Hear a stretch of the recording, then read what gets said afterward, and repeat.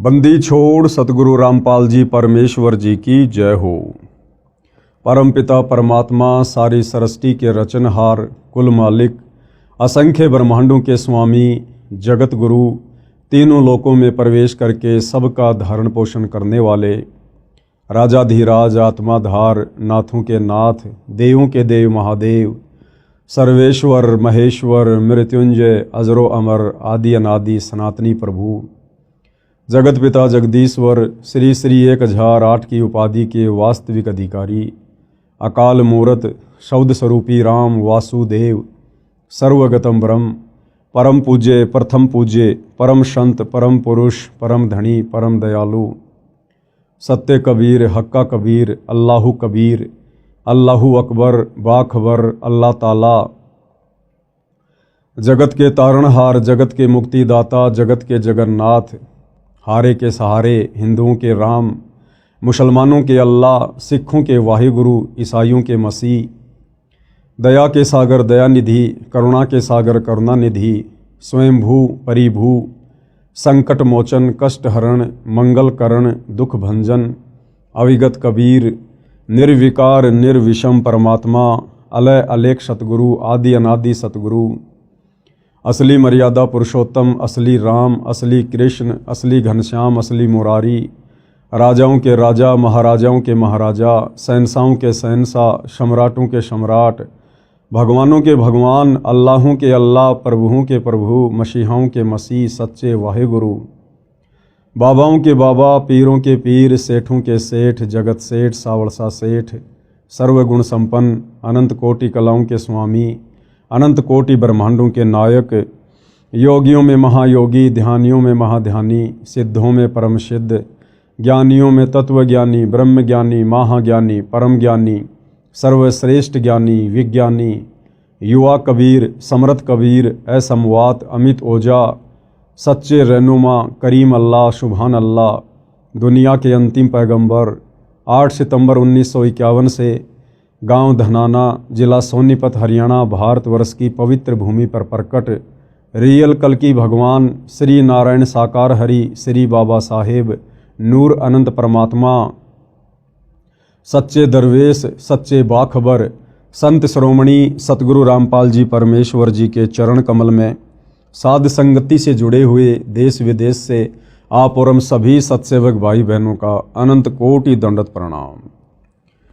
भाई और बहनों, बहुत बड़ी रजा, बहुत बड़ी मेहर पूज्य गुरुदेव भगवान की, परमेश्वर रामपाल जी की, जिनके शुभ आशीर्वाद से, विशेष आशीर्वाद से, उन्हीं के कर कमल से लिखित पवित्र पुस्तक हिंदू साहिबान नहीं समझे गीता वेद पुराण, इस पवित्र पुस्तक के ऊपर वीडियो बनाने की श्रृंखला शुरू हुई है। इस श्रृंखला में आज हमारा ये पहला वीडियो है और विशेषकर हिंदू समाज से जुड़े हुए उन सभी भाई बहनों से मैं निवेदन करूंगा, प्रार्थना करूंगा, विनती करूंगा कि आप जी इस पवित्र पुस्तक को बहुत ही ध्यानपूर्वक और धैर्यपूर्वक देखने का कष्ट करें। देखिए, जब तक हम किसी के विचार नहीं सुनेंगे, हम किसी के विषय में जानेंगे नहीं, तो हमें उनके विषय में कभी भी पता नहीं चलेगा। और यदि हम लोगों की कही हुई बातों को सुनकर या भेड़ चाल में वर्तमान में जो दुनिया चल रही है, अगर हम भी उसी चाल का हिस्सा बनकर किसी को जज करेंगे तो हम कभी भी अध्यात्म में निष्कर्ष तक नहीं पहुंच सकते। और यदि हम अध्यात्म में निष्कर्ष तक नहीं पहुंचे तो हमारा ये अनमोल मनुष्य जीवन बर्बाद हो जाएगा, क्योंकि परमपिता परमेश्वर जी ने ये मनुष्य जन्म, चाहे स्त्री का हो या पुरुष का हो, जो कि 84 लाख योनियों से भिन्न है, हमें परमेश्वर ने केवल शास्त्र अनुकूल सत भक्ति, सच्चे सतगुरु से लेकर करके मोक्ष प्राप्ति के लिए मिला है। और यदि हमने इस मनुष्य जन्म से शास्त्र अनुकूल सत भक्ति, सच्चे सतगुरु से उपदेश लेकर नहीं की, तो भाई और बहनों, परमपिता परमेश्वर हमें अगला जन्म 184 में देंगे। 184 योनियाँ जो हम अपने आसपास प्रतिदिन देखते हैं, गधे, कुत्ते, सूअर, बैल, भैंस, जंगली जानवर, कीट पतंग, फिर हमें ये मनुष्य जन्म मिलेंगे। और आज जो सुख सुविधा हमें प्राप्त है इस मनुष्य जीवन में, फिर उन 1,84 वाले शरीरों में ये सुविधा हमें कदापि प्राप्त नहीं होगी। और काफ़ी समय तक फिर परमेश्वर हमें पुनः मनुष्य जन्म भी नहीं देंगे, क्योंकि 1,84 योनियां भोगने के बाद एक मनुष्य जन्म परमात्मा सिर्फ और सिर्फ सच्चे सतगुरु से उपदेश लेकर सत भक्ति करने के लिए प्रदान करते हैं। इसलिए भाइयों और बहनों, आप इस मनुष्य जन्म की कीमत को समझिए और ये मनुष्य जन्म जिन श्वासों के ऊपर टिका हुआ है उन श्वासों की कीमत को समझिए। सतगुरु रामपाल जी क्या समझाना चाहते हैं, क्या संदेशा वो समाज को देना चाहते हैं, क्यों उन्होंने सन 1994 से अपना जीवन परमार्थ के कार्यों के लिए न्योछावर कर दिया और वर्तमान में भी पूरी तरह से संघर्षरत हैं परमार्थ के लिए। तो महापुरुषों के जीवन में जब तक हम झांक कर देखेंगे नहीं भाई और बहनों, हम सच्चाई से रूबरू नहीं हो सकते हैं। तो अब ये पवित्र पुस्तक हिंदू साहिबान नहीं समझे गीता वेद पुराण, मैं अपनी तरफ से इस पुस्तक के विषय में ज़्यादा कुछ नहीं बोलूँगा, क्योंकि इस पुस्तक में बहुत कुछ, या यूं कह लीजिए सब कुछ सतगुरु रामपाल जी परमेश्वर जी ने डाल दिया है। आपने सिर्फ घर बैठे इस पुस्तक को ध्यानपूर्वक प्रतिदिन रात्रि 9 बजे मुझ पवन दास के फेसबुक पेज पवन दास इस लाइव के ऊपर अपनी आंखों से देखकर जज करना है। आप चाहें तो पवित्र गीता जी को, जो गीता प्रेस गोरखपुर से प्रकाशित है, विशेषकर हिंदू समाज जिसको परम सत्य मानता है, आप जी उस गीता को भी अपने साथ में रखिए। वो गीता जी कौन सी है, कहाँ मिलेगी, कहाँ से प्रकाशित हैं, इस पुस्तक में आपको बताया जाएगा, समझाया जाएगा।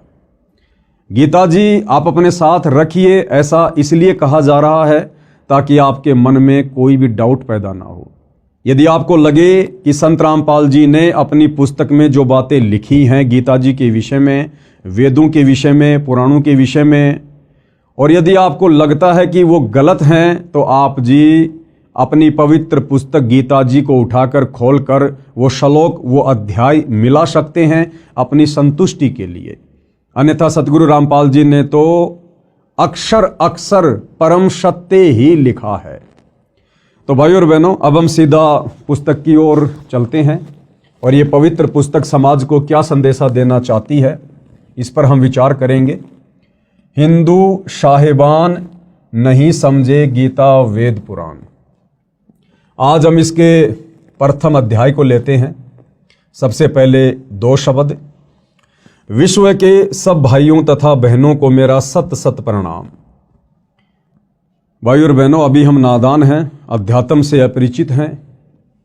जिस समय हम अध्यात्म की गहराई को छुएंगे, हम शास्त्र अनुकूल सत भक्ति को ग्रहण करेंगे, सतगुरु रामपाल जी को सतगुरु के रूप में धारण करेंगे, उस समय आपको बहुत ज़्यादा पछतावा होगा। किस बात को लेकर?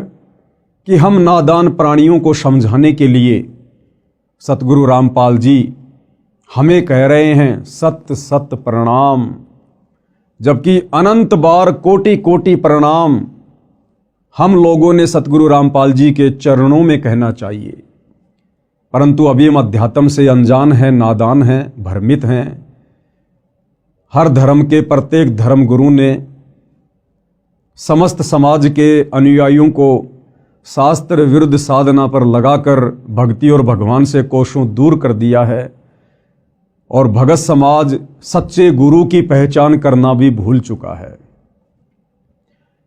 क्योंकि किसी भी धर्म का व्यक्ति हो, वो केवल उस धर्म की पुस्तकों का नाम तो जानता है, लेकिन पुस्तकों के अंदर ज्ञान क्या छुपा हुआ है, वो पुस्तकें कहना क्या चाहती हैं, समझा क्या रही हैं, वो ना हमारे धर्म गुरुओं को पता है और ना आम नागरिकों को पता है। और जब हमें इस बात का पता चलेगा सतगुरु रामपाल जी से उपदेश लेकर या उनके सत्संग सुनकर, उसके बाद ये जो शब्द यहाँ लिखे हुए हैं इस पुस्तक में सतगुरु रामपाल जी की तरफ से कि सत सत प्रणाम, उसके बाद हम उनके चरण कमल में कहेंगे गुरुदेव भगवान के चरण कमल में अनंत कोटि दंडवत प्रणाम। हिंदू साहिबानों से मेरा निवेदन है कि इस पुस्तक को निष्पक्ष बुद्धि से दिल थाम कर पूरा पढ़ना। हिंदू समाज के लिए ये पुस्तक संजीवनी है तथा वरदान सिद्ध होगी। आपने संजीवनी बूटी का तो नाम सुना होगा। जब लक्ष्मण जी के प्राण संकट में थे तो हनुमान जी को सेवा दी गई द्रोणागिरी पर्वत से संजीवनी बूटी लाने की। हनुमान जी संजीवनी बूटी लेकर आए, उसका रस श्री लक्ष्मण जी के मुख में डाला गया, तब वे कोमा से बाहर आए, वे होश में आए। इसी प्रकार भाइयों और बहनों, युगों युगों से ये समाज भक्ति और भगवान के नाम पर भ्रमित है। हमारे धर्म गुरुओं ने काल प्रेरणा से हमारे से शास्त्र विरुद्ध साधना करवाकर हमें अज्ञान की गहरी नींद में सुला रखा है। अब ये पुस्तक सतगुरु रामपाल जी के कर कमल से लिखित, इसको पढ़ने और समझने के बाद ये पुस्तक हमारे लिए संजीवनी बूटी साबित होगी। हम जो अज्ञानता की गहरी नींद में सोए हुए हैं, ये पुस्तक हमें जगाएगी, हमें समझाएगी कि नादानो जागो, उठो, आज तुम्हें मनुष्य जन्म प्राप्त है, जिस मनुष्य जन्म के लिए 33 करोड़ देवी देवता और ब्रह्मा विष्णु महेश भी तरसते हैं, क्योंकि पूर्ण मोक्ष पूर्ण मुक्ति केवल मनुष्य जन्म में ही संभव है, देव शरीर में संभव नहीं है। इसलिए ये पवित्र पुस्तक हिंदू साहिबान नहीं समझे, गीता वेद पुराण हमारे लिए संजीवनी बूटी का काम करेगी। हिंदू समाज के लिए यह पुस्तक संजीवनी है तथा वरदान सिद्ध होगी। निवेदन, भगतात्मा हिंदुओं से मेरा करबद्ध निवेदन है कि इस पुस्तक के अमृत ज्ञान के सत्य तथा असत्य को जानने के लिए आप गीता प्रेस गोरखपुर से प्रकाशित व मुद्रित तथा श्री जयदयाल गोविंदका जी द्वारा अनुवादित पदछेद अन्वय साधारण भाषा टीका सहित श्रीमद् भगवत गीता साथ रखें। ये पवित्र गीता जी कौन सी पुस्तक है, क्या इसका नाम है? इसी पुस्तक को आप जी किसी भी धार्मिक पुस्तकों की दुकान से खरीद कर अपने घर ला सकते हैं और सतगुरु रामपाल जी के कर कमल से लिखित इस पुस्तक से मिलान कर सकते हैं, ताकि आपको कोई डाउट ना रहे, आपको कोई शंका ना रहे। आगे बढ़ते हैं भाइयों और बहनों, हम इस पुस्तक में अजब आनंद आएगा, क्योंकि इसमें अनुवादक ने शब्दों के अर्थ आमने सामने भिन्न भिन्न किए हैं। अन्य अनुवादकों ने ऊपर संस्कृत में मूल पाठ रखा है, नीचे केवल अनुवाद सीधा किया है, शब्दों के अर्थ भिन्न भिन्न नहीं किए हैं। यदि मुझ पर भरोसा करो तो उस गीता की भी आवश्यकता नहीं है, क्योंकि मैंने उसी पुस्तक की फोटोकॉपी लगाई है। भाइयों और बहनों, सतगुरु रामपाल जी क्या कह रहे हैं कि यदि आप मुझ पर विश्वास करते हैं कि भाई सतगुरु रामपाल जी एक संत हैं, महापुरुष हैं, सतगुरु हैं, और सुना है कि सच्चे संत कभी भी समाज को उल्टी दिशा प्रदान नहीं करते हैं।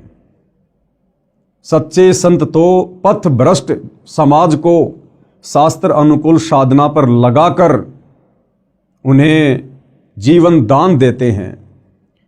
यदि आपको सतगुरु रामपाल जी पर इतना विश्वास है, इतना भरोसा है, तो फिर आपको वो गीता प्रेस गोरखपुर से प्रकाशित गीता भी लाने की आवश्यकता नहीं पड़ेगी, क्योंकि उसी पुस्तक के रेफरेंस फोटोकॉपी के रूप में आप और हमें समझाने के लिए परम संत सतगुरु रामपाल जी ने इस पुस्तक में प्रयोग किए हैं। पुस्तक हिंदू साहिबान नहीं समझे गीता वेद पुराण का आधार सूक्ष्म वेद यानी तत्व ज्ञान है। समझने के लिए प्रमाण वेदों, गीता, महाभारत तथा पुराणों आदि शास्त्रों से लिए हैं। सूक्ष्म वेद में कहा है कि ब्रह्मा, विष्णु तथा महेशा तीनों देव दयालु हमेशा, तीन लोक का राज है ब्रह्मा विष्णु महेश, तीनों देवता कमल दल बसै ब्रह्मा विष्णु महेश, प्रथम इनकी वंदना फिर सुन सतगुरु उपदेश।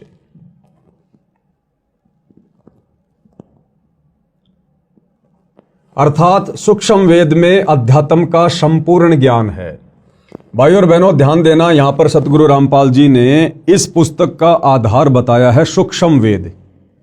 अब ये सूक्ष्म वेद क्या है, 99% समाज इस बात से अपरिचित है। हमने तो केवल 4 वेदों के नाम सुने हैं, यजुर्वेद, ऋग्वेद, अथर्ववेद, सामवेद। अब ये 5वां वेद कौन सा आ गया? ये 5वां वेद इन 4 वेदों का बाप है, इनका पिता है। अध्यात्म से संबंधित कंप्लीट ज्ञान, पूर्ण मुक्ति का मार्ग जो इन 4 वेदों में नहीं है, पवित्र गीता जी में नहीं है, 18 पुराणों में नहीं है, मुसलमानों की तौरात, जबूर, इंजिल, हदीसों में नहीं है, कुरान मजीद, कुरान शरीफ में नहीं है, सिखों के गुरु ग्रंथ साहिब में नहीं है, ईसाइयों की बाइबल में नहीं है, वो कंप्लीट अध्यात्म का ज्ञान, कंप्लीट कोश, कंप्लीट सलेबस 5वें वेद सूक्ष्म वेद में है। सूक्ष्म वेद यानी जब जब ये कबीर परमात्मा सतलोक से चलकर धरती पर सशरीर प्रकट होते हैं, संत रूप में लीला करते हैं, अपनी आत्माओं तक तत्व ज्ञान पहुंचाते हैं, उस ज्ञान को भाई और बहनों कुछ उनके फॉलोअर्स के द्वारा संग्रहित कर लिया जाता है एक पुस्तक के रूप में, ग्रंथ के रूप में। उसको सूक्ष्म वेद कहते हैं, सूक्ष्म ज्ञान कहते हैं। जैसे 650 साल पहले बनारस के काशी में जब कबीर जी आए थे, सन 1398 से 1518 तक यानी 120 वर्ष तक उन्होंने लीला की, अपने ज्ञान का प्रचार किया, 64 लाख आत्माओं को अपनी शरण में लिया। उन्होंने जो भी हमें तत्व ज्ञान बताया, समझाया, उस ज्ञान को आगे चलकर आदरणीय धर्मदास जी नाम के एक भगत के द्वारा कबीर सागर के रूप में लिपिबद्ध कर लिया गया। उसको सूक्ष्म वेद कहते हैं, वो 5वां वेद है। उसके बाद लगभग 300 वर्ष पहले गांव छुडानी, जिला झज्जर, हरियाणा में आदरणीय गरीबदास जी हुए और इसी प्रकार से गरीबदास जी को भी कबीर परमात्मा सतलोक से आकर मिले, उनको सत ज्ञान दिया, उनको सतलोक दिखाया, सारी सृष्टि रचना समझाई। और इसी प्रकार आदरणीय गरीबदास जी ने भी एक सूक्ष्म वेद की रचना करवाई, जिसको सदग्रंथ साहिब के नाम से जाना जाता है, जिसमें 24,000 वाणियाँ हैं। यानी आदरणीय गरीबदास जी के सदग्रंथ साहिब में 4 वेदों को मिलाकर कहीं अधिक वाणियाँ हैं, 24,000 वाणियाँ हैं, जिसको सूक्ष्म वेद कहा जाता है। तो सतगुरु रामपाल जी कह रहे हैं कि मैंने ये जो पुस्तक लिखी है आप लोगों को समझाने के लिए, इस पुस्तक का आधार सूक्ष्म वेद है।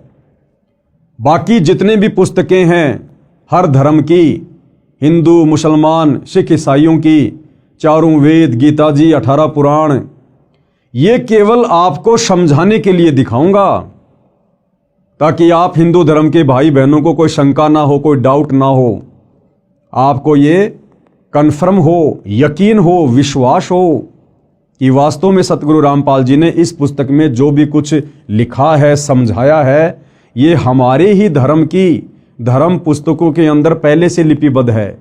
लेकिन ना तो हमारे धर्मगुरु समझ पाए और ना हम समझ पाए। तो हमारे डाउट को क्लियर करने के लिए सतगुरु रामपाल जी और हिंदू धर्म के 4 वेद, गीता जी और 18 पुराणों का सहयोग लेंगे, केवल हमें समझाने के लिए। अर्थात सूक्ष्म वेद में अध्यात्म का संपूर्ण ज्ञान है। उसमें कहा है कि तीनों देवता श्री ब्रह्मा जी, श्री विष्णु जी तथा श्री शिव जी बहुत दयालु हृदय के हैं। इनकी केवल 3 लोक, स्वर्गलोक, पाताल लोक, पृथ्वी लोक, ध्यान देना भाई और बहनों, श्री ब्रह्मा जी, श्री विष्णु जी तथा श्री शिव जी ये सारी सृष्टि के मालिक नहीं हैं, असंख्य ब्रह्मांडों के परमपिता नहीं हैं।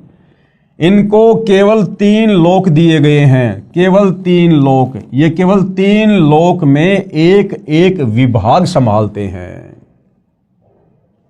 टोटल 21 ब्रह्मांड हैं। जिस सृष्टि में हम रह रहे हैं यहां टोटल 21 ब्रह्मांड हैं। 21 ब्रह्मांड में एक ब्रह्मांड और एक ब्रह्मांड के अंदर मात्र 3 लोक, पाताल लोक, पृथ्वी लोक और स्वर्ग लोक।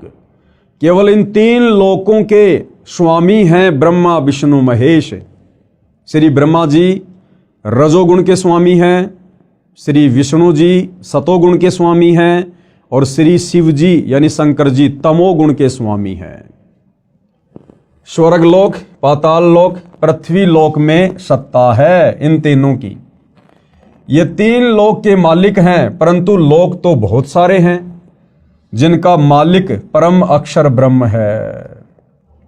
इन 3 लोकों के अलावा जितनी भी सृष्टि है, जितने भी ब्रह्मांड हैं और इंक्लूड तीनों लोक, इन सब के ऊपर जो सत्ता है वो परम अक्षर ब्रह्म की है, पूर्ण ब्रह्म परमात्मा की है, कबीर देव की है, जिसकी सत्ता तीनों लोकों समेत सब पर है।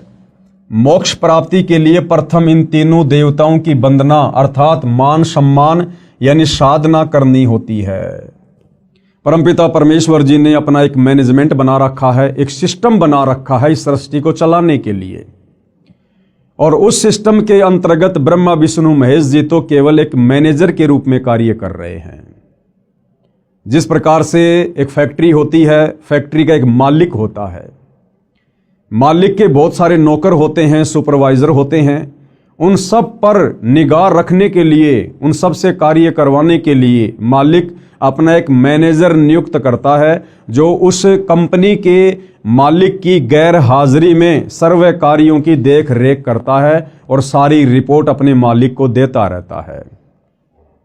इसी प्रकार ये जो पूरी कायनात है, मुसलमान धर्म में जिसको कायनात कहते हैं, हिंदू भाई बहन जिसको सृष्टि कहते हैं, इस पूरी सृष्टि का, इस पूरी कायनात का मालिक एक ही है, कबीर भगवान। गीता जी में जिसको परम अक्षर ब्रह्म की संज्ञा दी गई है, यानी सर्वश्रेष्ठ परमात्मा, उत्तम परमात्मा। और ये जो ब्रह्मा विष्णु महेश जी हैं, ये उस परम अक्षर ब्रह्म के एक ब्रह्मांड में 3 लोकों में केवल एक एक विभाग पर मैनेजर की पदवी पर नियुक्त हैं। रजोगुण विभाग ब्रह्मा जी के अंडर में, शतोगुण विभाग श्री विष्णु जी के अंडर में और तमोगुण विभाग श्री शंकर जी के अंडर में। अर्थात मान सम्मान यानी साधना करनी होती है। फिर सतगुरु का उपदेश सुनो जो परम अक्षर ब्रह्म की पूजा साधना बताएगा। उस संत से तत्व ज्ञान सुनो। तत्वदर्शी संत पूर्ण मोक्ष प्राप्ति की साधना यानी पूजा बताता है। पूर्ण मोक्ष के लिए इन तीनों देवताओं की शास्त्रोक्त साधना करनी होती है। परंतु पूजा गीता अध्याय 8 श्लोक 3, 8, 9, 10, अध्याय 15 श्लोक 17, अध्याय 18 श्लोक 62 में बताए परम अक्षर ब्रह्म की करनी होती है। भाई और बहनों, साधना में और पूजा में, भक्ति में और पूजा में रात दिन का अंतर होता है। और पूर्ण मोक्ष प्राप्ति के लिए हमने पूजा केवल एक परमपिता परमेश्वर की करनी होती है, परम अक्षर ब्रह्म की, उत्तम पुरुष की, सर्वश्रेष्ठ परमात्मा की।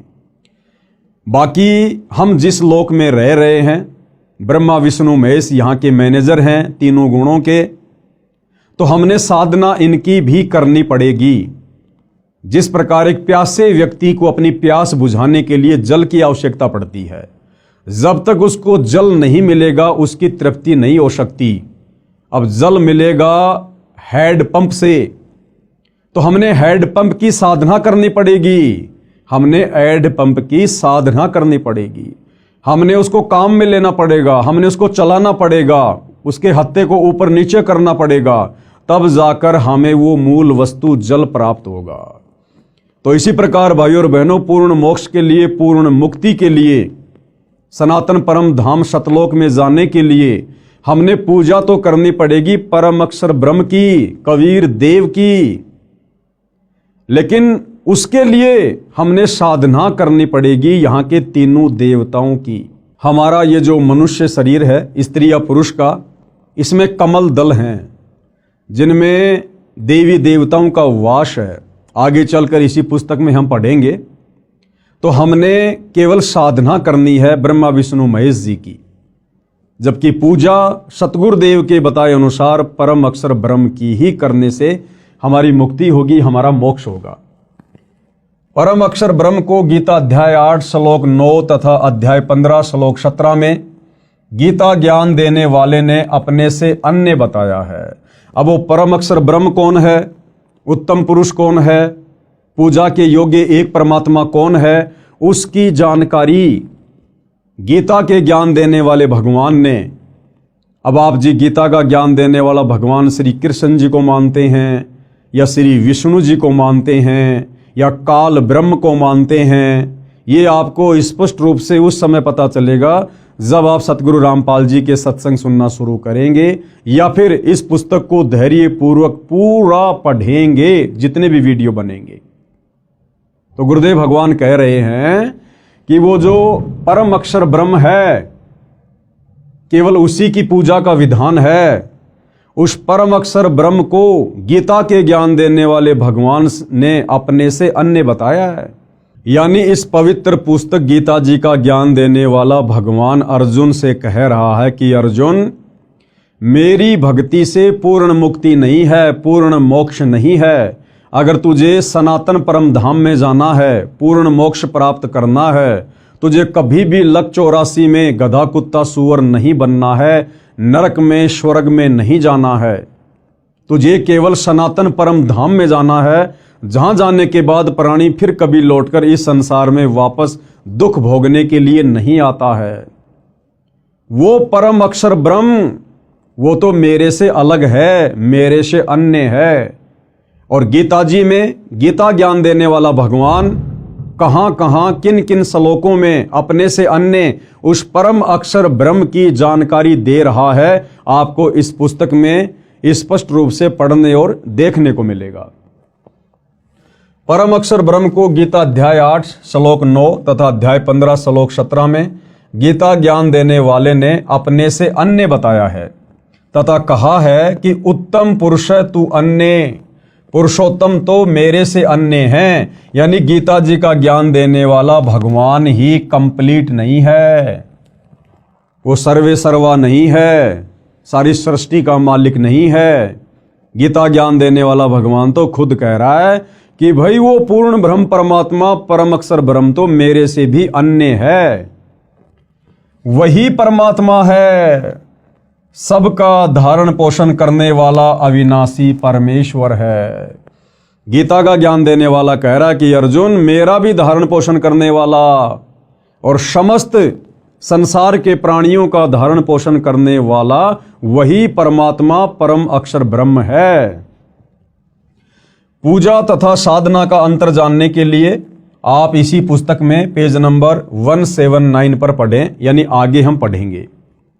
मेरा उद्देश्य, सतगुरु रामपाल जी क्या कह रहे हैं कि उनका क्या मकसद है, क्या उनका उद्देश्य है इस पुस्तक को लिखने का और इस पुस्तक के माध्यम से भगत समाज को जगाने का। विश्व के मानव को सत्य ज्ञान सुनाकर सनातनी बनाना है, सनातनी। क्योंकि पिछला इतिहास बताता है कि पहले केवल एक सनातन पंथ यानी धर्म ही था। तत्व ज्ञान के अभाव से हम धर्मों में बंटते चले गए, जो विश्व में अशांति का कारण बना है। एक दूसरे के जानी दुश्मन बन गए हैं। यह बात विश्व का मानव निर्विरोध मानता है कि सबका मालिक यानी परमात्मा एक है।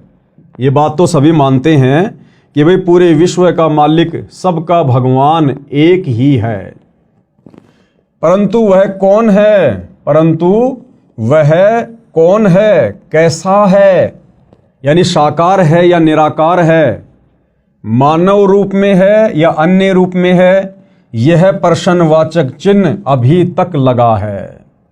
जैसे भाइयों और बहनों, कोई व्यक्ति चाहे किसी की भी पूजा करता है, किसी भी धर्म का है, जैसे हिंदू धर्म की हम बात करें, एक व्यक्ति को सारा जीवन बीत जाता है देवी देवताओं की पूजा करते हुए, ब्रह्मा विष्णु महेश की पूजा करते हुए, और जब उस व्यक्ति के ऊपर कोई विशेष आपत्ति, विशेष संकट आता है और जब उसका कहीं कोई समाधान नहीं निकलता है, तो अंत में वो व्यक्ति थक हार कर अंतरात्मा से पुकार करता है कि हे सच्चे परमात्मा, हे सबके मालिक।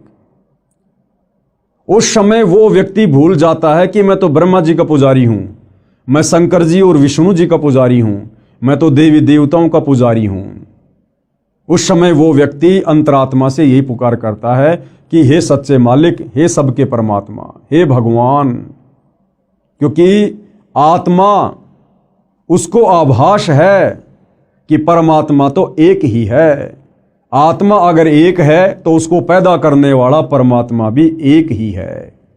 इसी प्रकार मुसलमान धर्म से जुड़े भाई बहन चाहे कितनी ही मज़ार पूजें, कितना ही मस्जिदों में जाएं, अंत में जब उन पर विशेष आपत्ति आती है तो वो यही कहते हैं, हे अल्लाह, हे सच्चे मौला, हे सबके बादशाह।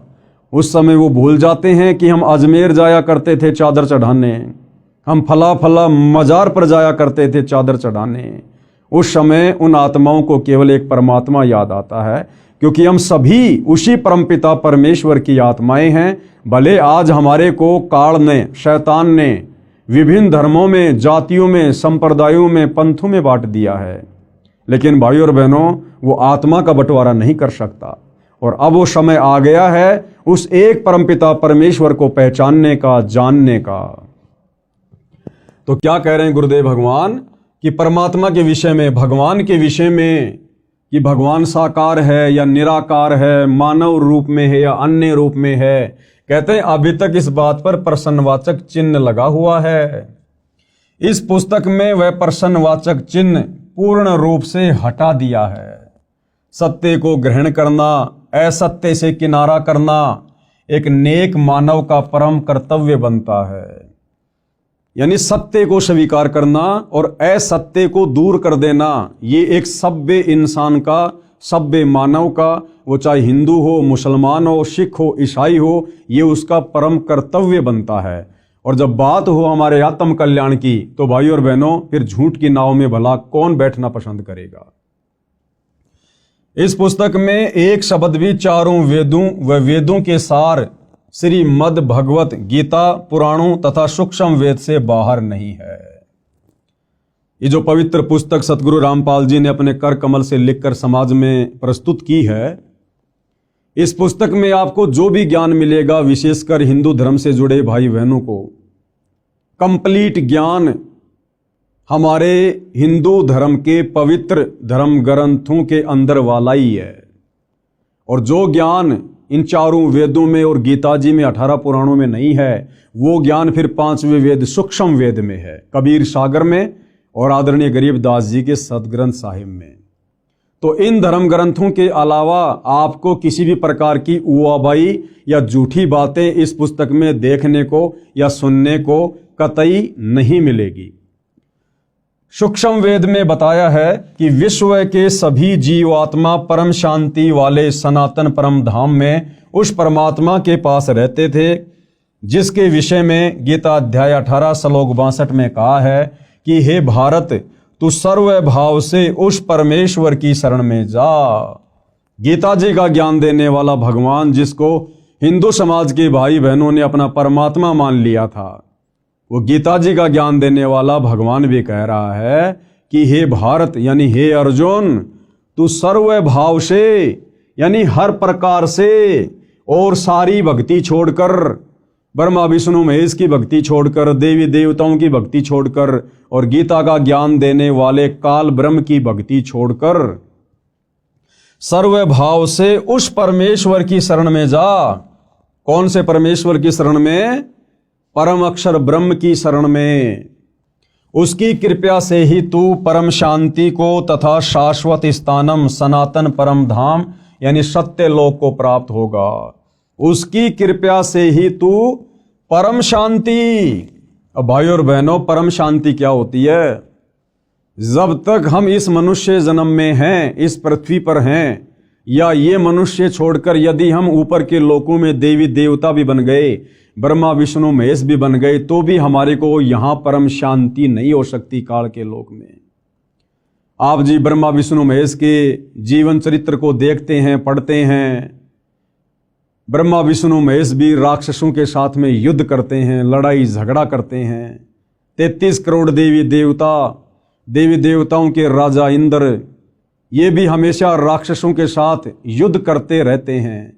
कभी राक्षस विजय हो जाते हैं तो देवी देवताओं को अपने पद छोड़कर जंगलों में जाना पड़ता है, धक्के खाने पड़ते हैं।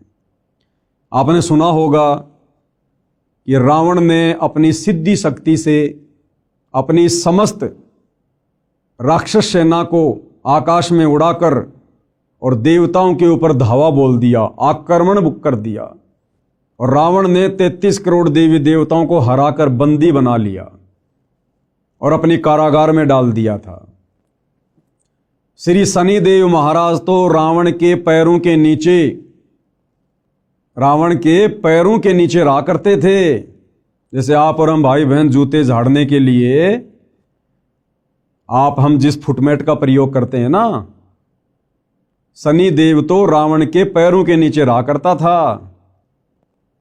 वरुण देव ये रावण का पानी भरा करता था। अग्निदेव रावण की रसोई में खाना बनाया करता था। पवन देव रावण के महल में झाड़ू निकाला करता था। तो भाई और बहनों, यहां परम शांति नहीं है। चाहे हम 33 करोड़ देवी देवता क्यों ना बन जाएं, चाहे हम ब्रह्मा विष्णु महेश की पदवी को प्राप्त क्यों ना हो जाएं, जब तक हम इस काल के 21 ब्रह्मांड में हैं, इस लोक में हैं, तब तक हमें परम शांति नहीं हो सकती।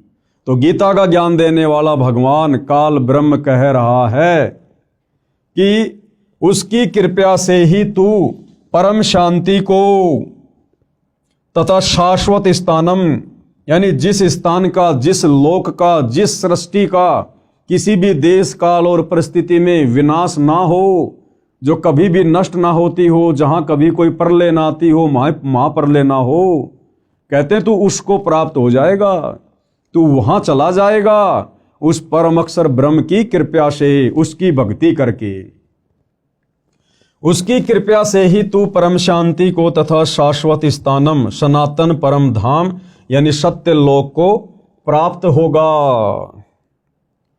उस परमेश्वर का प्रमाण गीता ज्ञान देने वाला भगवान कह रहा है अर्जुन से कि उस परम अक्षर परमात्मा का प्रमाण, यानी वो कौन है, कैसा है, कहाँ रहता है, उसकी प्राप्ति की विधि क्या है। कहते हैं इसका जो प्रमाण है, उस परमेश्वर का प्रमाण, गीता अध्याय 8 श्लोक 1 में अर्जुन ने प्रश्न किया कि आपने गीता अध्याय 7 श्लोक 29 में जो तत्व ब्रह्म कहा है, वह तत्व ब्रह्म क्या है? जिसका उत्तर देते हुए गीता अध्याय 8 श्लोक 3, 8, 9 व 10, गीता अध्याय 15 श्लोक 4 तथा 17 आदि में कहा है, जिस लोक में वह तत्व ब्रह्म यानी परम अक्षर ब्रह्म सत्य पुरुष रहता है, उसमें परम शांति है, यानी महासुख है। उस सनातन परम धाम में गए साधक यानी भगत फिर लौटकर संसार में नहीं आते। जीवात्मा जब से परम अक्षर ब्रह्म यानी परमेश्वर से बिछुड़ी है, यानी उस परम शांति वाले सनातन परम धाम से काल ब्रह्म के दुखाले लोक में आई है, उसी समय से इसको उस सुख का अभाव खल रहा है जो परमात्मा के पास था। अब भाइयों और बहनों, वो शाश्वत स्थान क्या है, वो सतलोक क्या है, जहां पर हम सभी रहा करते थे। 33 करोड़ देवी देवता, ब्रह्मा विष्णु महेश, जितने भी मानव शरीरधारी प्राणी हैं, 184 योनियों में जितने भी अनगिनत असंख्य जीव जंतु हैं, ये सभी आत्माएं पहले उस परम अक्षर ब्रह्म के पास उस सत्य पुरुष के पास उसके अमर लोक सतलोक में रहा करती थी। हम सब भाई बहन वहां से क्यों आए, हमने वहां पर क्या गलती कर दी थी, जिस कारण से उस परम अक्षर ब्रह्म ने, परमपिता परमात्मा ने, सत्य पुरुष ने हम सभी को वहां से नीचे भेजना पड़ा इस काल के साथ, इस काल के लोक में, जहां हम असंख्य युगों से यहां कष्ट उठा रहे हैं। और हम भक्ति केवल इसीलिए करते हैं कि हमें सुख प्राप्त हो, और सुख भाई और बहनों इस लोक में नहीं है। ये संपूर्ण कथा क्या है, इसके लिए आपने सतगुरु रामपाल जी के द्वारा सर्व धर्म शास्त्रों का निष्कर्ष निकालकर और 5वें वेद सूक्ष्म वेद में वर्णित सृष्टि रचना को समझना पड़ेगा, पढ़ना पड़ेगा। आपको इस पुस्तक में आगे सृष्टि रचना की जानकारी दी जाएगी। इसके अलावा आप जी YouTube पर ये सर्च कर सकते हैं, सृष्टि रचना संत रामपाल जी महाराज। आपको सृष्टि रचना की जानकारी के बहुत सारे वीडियो देखने को मिलेंगे, आप वहां से भी जानकारी प्राप्त कर सकते हैं। तो क्या कहा जा रहा है कि जीव आत्मा जब से परम अक्षर ब्रह्म यानी परमेश्वर से बिछुड़ी है, यानी उस परम शांति वाले सनातन परम धाम से काल ब्रह्म के दुखाले लोक में आई है, उसी समय से इसको उस सुख का अभाव खल रहा है जो परमात्मा के पास था। उस सुख की खोज में इधर उधर भटक रही है। इस यात्रा में जैसा भी मार्गदर्शक मिला उस पर विश्वास कर लिया, क्योंकि भगत का हृदय नम्र व श्रद्धा युक्त होता है। यानी भगत का एक स्वभाव होता है, वो हर किसी पर बड़ी आसानी से विश्वास कर लेता है। इस कारण से धर्म बनते चले गए। अधूरे ज्ञान से मानव समाज धर्मों में बढ़ता चला गया। अनेकों पंथ यानी धर्म बन गए। सर्वप्रथम एक आदि सनातन पंथ यानी धर्म था। मानव समाज शास्त्रोक्त साधना करता था, यानी शास्त्रों के अनुसार ही साधना करता था। यह भैरव भूत की साधना नहीं करता था, चौराहों की पूजा नहीं करता था, किसी भी ऐरे गहरे जादू जंत्र करने वाले बाबाओं के चक्कर में आकर टोने टोटके जंत्र मंत्र में विश्वास नहीं करता था। केवल शास्त्रों के अनुसार साधना की जाती थी। आदि सनातन पंथ में शुरुआत में सतयुग में मानव समाज शास्त्रोक्त साधना करता था। वह सतयुग का समय था। वह कौन सा समय था? वो सतयुग का समय था, जिस समय पूरी पृथ्वी के मानव शास्त्रों के अनुसार यानी पांचों वेदों के अनुसार साधना किया करते थे। पांचों वेदों ऋग्वेद, यजुर्वेद, सामवेद, अथर्ववेद तथा सूक्ष्म वेद, केवल यही शास्त्र हुआ करते थे।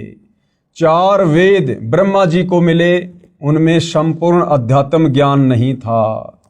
यानी वर्तमान में हिंदू समाज में जो 4 वेद मुख्यतः प्रचलित हैं, सर्वप्रथम ये चारों वेद उनके पिता काल ब्रह्म के द्वारा समुद्र मंथन के माध्यम से ब्रह्मा जी को मिले। ब्रह्मा जी ने आगे वह ज्ञान अपने पुत्रों को दिया, अपने वंशजों को दिया, ब्राह्मणों को दिया। ब्राह्मणों ने यानी धर्म गुरुओं ने फिर उस चारों वेदों वाले आधे अधूरे ज्ञान को आम समाज में उतार दिया काल प्रेरणा से। क्योंकि भाइयों और बहनों, ये 21 ब्रह्मांड का स्वामी काल जो गीता जी का ज्ञान दे रहा है श्री कृष्ण जी के अंदर प्रवेश करके, ये नहीं चाहता है कि कोई भी प्राणी मेरे इस लोक से मुक्ति प्राप्त करके सच्ची साधना करके सतलोक चला जाए, जन्म और मरण के झंझट से सदा के लिए मुक्त हो जाए। ये कभी नहीं चाहता है। ये ऐसा क्यों करता है? ये हमारी मुक्ति क्यों नहीं चाहता है? इसके लिए आपको सृष्टि रचना बहुत ही धैर्य पूर्वक सुननी पड़ेगी, समझनी पड़ेगी। 4 वेद ब्रह्मा जी को मिले, उनमें संपूर्ण अध्यात्म ज्ञान नहीं था। परम अक्षर ब्रह्म सतयुग में लीला करने के लिए शिशु रूप धारण करके आए। अब भाइयों और बहनों, इन चारों वेदों में कंप्लीट ज्ञान नहीं है, इसलिए कंप्लीट ज्ञान देने के लिए, अध्यात्म का संपूर्ण ज्ञान देने के लिए वो परम अक्षर ब्रह्म कबीर परमेश्वर, वेदों में जिनका नाम है कबीर परमात्मा, कबीर देव, जिसको परम अक्षर ब्रह्म भी कहते हैं, सत्य पुरुष भी कहते हैं, वो परमात्मा स्वयं ही चलकर फिर इस पृथ्वी पर शिशु रूप में प्रकट होता है, आप और हमें वो सत्य ज्ञान बताने के लिए, तत्व ज्ञान बताने के लिए, पूर्ण मुक्ति का रास्ता दिखाने के लिए। और वो परमेश्वर यहाँ पर हम इंसानों की तरह एक लीला करता है। भाइयों और बहनों, यदि हम इंसानों को ज्ञान समझाना है तो परमेश्वर हम इंसानों के बीच में इंसान ही बनकर आते हैं। वे तो परमात्मा हैं, समर्थ हैं, वो तो जो चाहे सो कर सकते हैं, कोई भी रूप धारण कर सकते हैं। उनके पास तो अनंत कोटि सिद्धियां होती हैं, वो तो समस्त सिद्धियों के स्वामी हैं। वो परमेश्वर तो हाथी का रूप भी धारण कर लेगा, लेकिन क्या हम इंसान उस हाथी की भाषा समझने में समर्थ हैं? बिल्कुल नहीं। इसलिए उस परमपिता परमेश्वर ने, परम अक्षर ब्रह्म ने, सत्य पुरुष ने, कबीर देव ने, सर्वश्रेष्ठ परमात्मा ने हम मनुष्यों को समझाने के लिए मनुष्यों जैसी लीला करते हुए शिशु रूप में धरती पर प्रकट होना पड़ता है। और वो परमात्मा सतयुग में भी आता है, प्रकट होता है, लीला करता है, अपना ज्ञान बताता है। त्रेता युग में भी आता है, अनेकों बार आता है, बार बार आता है। द्वापर में भी आता है, कलयुग में भी 650 साल पहले कबीर दास नाम से आए हमें ज्ञान समझाने के लिए। उस परमेश्वर जी की वाणी है कि सतयुग में सत सुकृत कह टेरा, त्रेता नाम मुनिंदर मेरा, द्वापर में करुणा में कहाया और कलयुग में नाम कबीर धराया। सतयुग में वो सत्य पुरुष परम अक्षर ब्रह्म कबीर देव सत सुकृत ऋषि के नाम से प्रकट हुए, त्रेता में मुनिंदर ऋषि के नाम से प्रकट हुए, द्वापर में करुणा में ऋषि के नाम से प्रकट हुए और कलयुग में 650 वर्ष पहले कबीर नाम से प्रकट हुए। अधिक जानकारी हम आगे इस पुस्तक में पढ़ेंगे। परम अक्षर ब्रह्म सतयुग में लीला करने के लिए शिशु रूप धारण करके आए, बड़े होकर सूक्ष्म वेद का प्रचार किया। सूक्ष्म वेद यानी 5वें वेद का जो ज्ञान चारों वेदों में नहीं है, वो सूक्ष्म वेद को वो कबीर परमात्मा शिशु रूप में प्रकट होकर धीरे धीरे मनुष्य के बच्चे की लीला करते हुए बड़ा होकर अपने मुख कमल से वाणियां बोल बोल कर चौपाइयों में, दोहों में, लोकोक्तियों में आप और हमें समझाता है, जिसको सूक्ष्म वेद कहते हैं, तत्व ज्ञान कहते हैं। बड़े होकर सूक्ष्म वेद का प्रचार किया। तब तक उस समय के ऋषियों ने चारों वेदों वाला ज्ञान पढ़ लिया था। सूक्ष्म वेद वाला कुछ ज्ञान चारों वेदों में न होने के कारण उसको गलत माना। अब इन चारों वेदों में वो सूक्ष्म वेद वाला ज्ञान नहीं है, तभी तो इन चारों वेदों के ज्ञान को आधा अधूरा कहा जाता है, इन चारों वेदों को अनकंप्लीट कहा जाता है। तो जिस समय वो सत्य पुरुष परम अक्षर ब्रह्म कबीर देव सतयुग में एक शिशु के रूप में प्रकट होते हैं, उससे पहले ये काल ब्रह्म ज्योति निरंजन अपने पुत्र ब्रह्मा को समुद्र मंथन के माध्यम से चारों वेद देकर आम समाज में उस ज्ञान का प्रचार प्रसार करवा चुका होता है। हमारे बड़े बड़े ऋषि मुनि, साधु संत महात्मा, ब्रह्मा जी के वंशज मनु जैसे, शाश्वत जैसे, ये उस ज्ञान को पढ़ चुके होते हैं, चारों वेदों वाले को, और आम समाज में उस ज्ञान का प्रचार प्रसार करना शुरू कर देते हैं।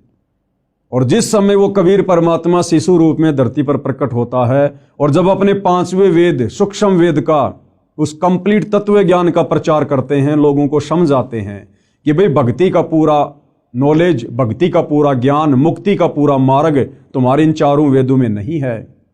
तो आम व्यक्ति और वो जितने भी ऋषि मुनि होते हैं जो चारों वेदों को पढ़कर आगे ज्ञान प्रचार करते हैं, वो उस कबीर परमात्मा वाले सूक्ष्म वेद में वर्णित ज्ञान को स्वीकार नहीं करते हैं।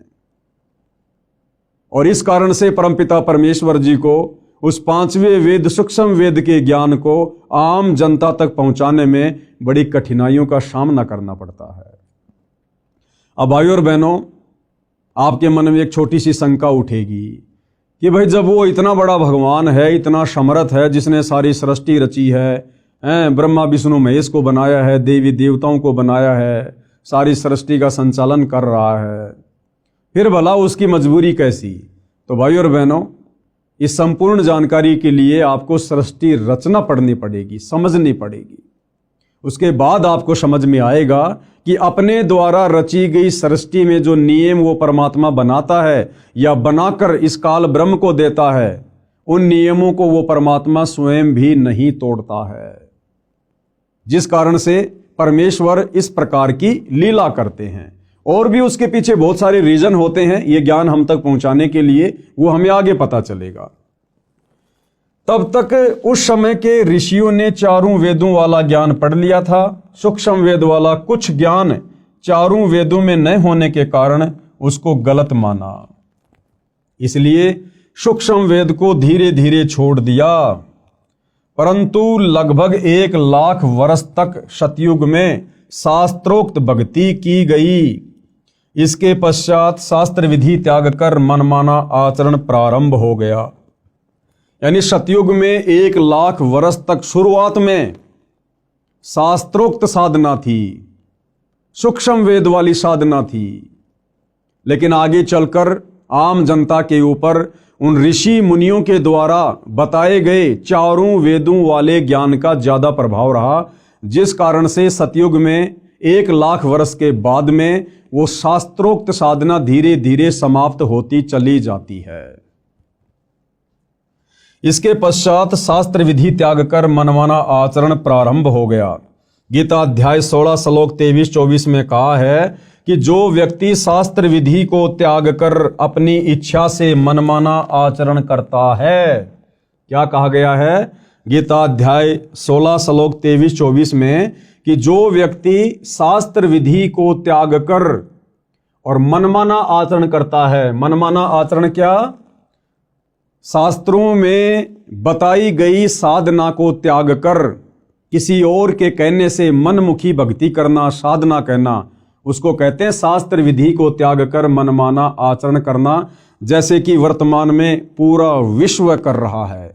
सतगुरु रामपाल जी के भक्तों को छोड़कर पूरा विश्व शास्त्र विधि को त्याग कर गीता अध्याय 16 श्लोक नंबर 23-24 के अनुसार मनमाना आचरण कर रहा है। देवी देवताओं की पूजा, भैरव भूत की साधना, चौराहों की पूजा, पेड़ पौधों की पूजा, अन्य जंतर मंत्र, दुनिया भर के पाखंड, ये है शास्त्र विधि को त्याग कर मनमाना आचरण, जिसको करने के चलते इंसान सुखी होने के बजाय और अधिक दुखी होता जा रहा है। तो गीता अध्याय 16 श्लोक 23 के अनुसार जो व्यक्ति शास्त्र विधि को त्याग कर मनमाना आचरण करता है, उसको नए सिद्धि प्राप्त होती है। सिद्धि यानी उसका कोई भी कार्य सिद्ध नहीं होता है। जिस कार्य के लिए वो भक्ति साधना करता है या करवाता है अपने गुरुजनों से, उसका वो कार्य सिद्ध नहीं होता, यानी उसको कोई सिद्धि प्राप्त नहीं होती, न उसकी गति होती है। गति यानी मरने के बाद शास्त्र विधि को त्याग कर मनमानी भक्ति पूजा साधना करने वाले की गति नहीं होती, यानी उसका मोक्ष नहीं होता है। वो नरक में जाता है, 84 लाख योनियों में जाता है, भूत और प्रेत की योनियों को प्राप्त करता है, और न उसे सुख मिलता है, न उसे जीते जी कोई सुख मिलता है, और मरने के बाद उसकी गति नहीं हुई तो वो वैसे ही महादुखी रहेगा। इन 3 वस्तुओं के लिए ही भक्ति की जाती है। कौन सी 3 वस्तुओं के लिए? सिद्धि, रिद्धि और सुख। सिद्धि यानी कार्य सिद्धि, रिद्धि यानी धन माया और सुख प्राप्ति के लिए। और भाई शास्त्र विधि को त्याग कर मनमाना आचरण करने वालों को ये तीनों वस्तुएं प्राप्त नहीं होती हैं। और यदि फिर भी किसी को लगता है कि भैया हम तो यही छोटी मोटी भक्ति कर रहे हैं, जिस भक्ति का ना कोई सिर है, ना कोई पैर है, ना जिसका कोई आधार है, यानी गीता अध्याय 16 श्लोक नंबर 23-24 के अनुसार मनमाना आचरण है कि भाई हम तो यही साधना कर रहे हैं परंपरागत जो हमारे पूर्वज कर रहे थे, फिर भी देखो हमारे को सर्व सुख प्राप्त हैं, तो उस भाई को ये समझना चाहिए कि वो सर्व सुख रिद्धि सिद्धि तुम्हें वर्तमान में की गई भक्ति साधना से प्राप्त नहीं हो रहे। ये तुम्हारे पूर्व जन्मों की भक्ति का प्रतिफल है जो तुम्हें वर्तमान में मिल रहा है। तुम्हारी वर्तमान साधना से तुम्हें कोई किसी प्रकार का लाभ नहीं हो सकता है। ये जब कभी तुम्हें पहले मनुष्य जन्म प्राप्त था और उस समय तुमने जो और जैसी थोड़ी बहुत शास्त्रों के अनुसार शत भक्ति की, उस शत भक्ति के कारण तुम्हारी जो भक्ति कमाई तुम्हारे भक्ति वाले अकाउंट में जमा हो गई थी, वर्तमान मनुष्य जन्म में केवल तुम्हें उसी भक्ति से वो लाभ हो रहे हैं। जिस प्रकार भाइयों और बहनों, आपने लाइट में इन्वर्टर लगाकर बैटरी को फुल चार्ज कर लिया और लाइट अचानक से चली गई, लाइट अचानक से चली गई, आपका इन्वर्टर अभी भी उस पलक में लगा हुआ है, उस पॉइंट में लगा हुआ है जिसमें लाइट नहीं आ रही है, और आपके पंखे भी चल रहे हैं, आपकी बैटरी भी चल रही है, क्योंकि आपका इन्वर्टर काम कर रहा है, भले लाइट चली गई। अब कोई व्यक्ति ये कहे भैया ये तुम्हारी जो लाइट है, तुम्हारी जो पंखे हैं ना, ये लाइट से नहीं चल रहे, बिजली से नहीं चल रहे, क्योंकि बिजली तो आ ही नहीं रही।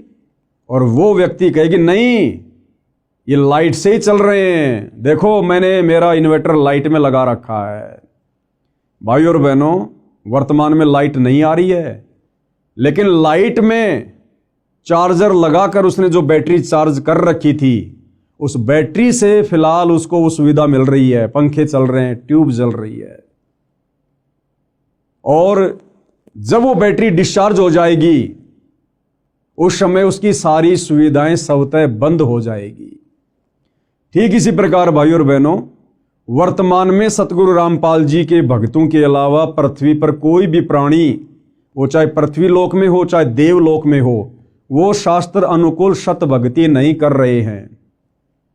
और फिर भी यदि उन्हें सर्व सुख प्राप्त हैं, तो किसी पूर्व जन्म में उन्होंने जो शास्त्र अनुकूल शत भक्ति की थी, अपनी जो बैटरी चार्ज की थी, आज अपनी खुद की वो बैटरी चार्ज की गई भक्ति कमाई खा रहे हैं, खर्च कर रहे हैं। चाहे कोई सरपंच बना हुआ है, चाहे कोई एमएलए है, एमपी है, मंत्री है, मुख्यमंत्री है, प्रधानमंत्री है या राष्ट्रपति है, जो व्यक्ति वर्तमान में सतगुरु रामपाल जी को सतगुरु धारण करके सत भक्ति नहीं कर रहा है, वो व्यक्ति अपने पूर्व जन्मों की भक्ति मलाई खा रहा है, खर्च कर रहा है। और एक दिन वो बैटरी डिस्चार्ज होगी और फिर उस व्यक्ति के ऊपर वो समस्त आपत्तियां, आपदाएं आनी शुरू हो जाएंगी, जो एक भक्तिहीन प्राणी के ऊपर ऑलरेडी आ रही है।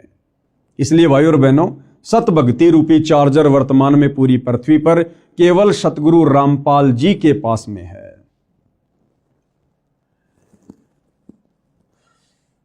उसको न सिद्धि प्राप्त होती है, न उसकी गति होती है, न उसे सुख मिलता है। इन तीन वस्तुओं के लिए ही भक्ति की जाती है। संत गरीबदास जी ने सूक्ष्म वेद में कहा है, आदि सनातन पंथ हमारा, जानत नहीं इसे संसारा। अब ये आदरणीय गरीबदास जी कौन है, इनका सूक्ष्म वेद क्या है, ये सारी जानकारी आपको आगे इसी पुस्तक में मिलेगी।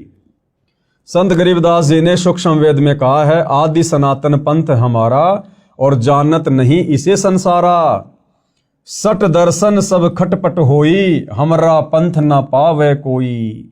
सट दर्शन सब खटपट होई, सट दर्शनी साधु, ये गिरी, पुरी, नागा, वैष्णव, ओगट, इस प्रकार के जो संप्रदाय हैं, इनको शट दर्शनी साधु कहा जाता है। कहते हैं ये तो केवल उआबाई बक रहे हैं, उल्टी साधना कर रहे हैं, मनमाना आचरण कर रहे हैं। इन सट दर्शनी साधु संतों की, इन पंथों की साधना शास्त्रों के अनुसार नहीं है।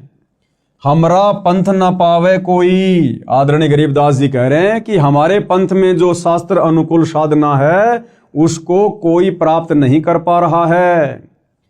इन पंथों से वह पंथ अलैदा, इन सट दर्शनी पंथों से उस परमपिता परमेश्वर का, अक्षर पुरुष का, सत्य पुरुष का जो पंथ है, जो भक्ति मार्ग है, वो अलग है, क्योंकि वो पांचवें वेद सूक्ष्म वेद के ऊपर आधारित है।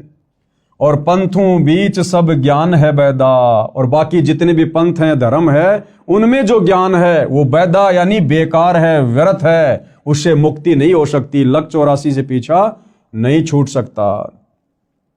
अर्थात हमारा आदि सनातन पंथ है, जिसको संसार के व्यक्ति नहीं जानते। वह आदि सनातन पंथ सब पंथों से भिन्न है।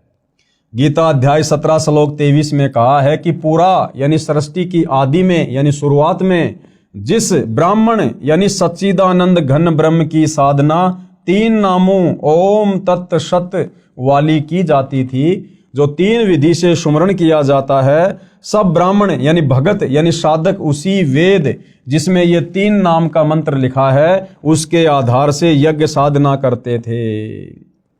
विशेष ये तीन नाम मंत्र चार वेदों में नहीं है, केवल सूक्ष्म वेद में है, पांचवें वेद में है।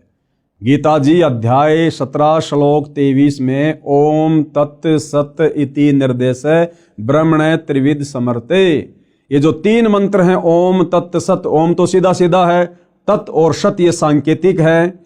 ये केवल तत्वदर्शी संत ही बता सकता है, पृथ्वी पर अन्य को नहीं पता कि तत् और सत के रूप में वो वास्तविक भक्ति मंत्र क्या हैं।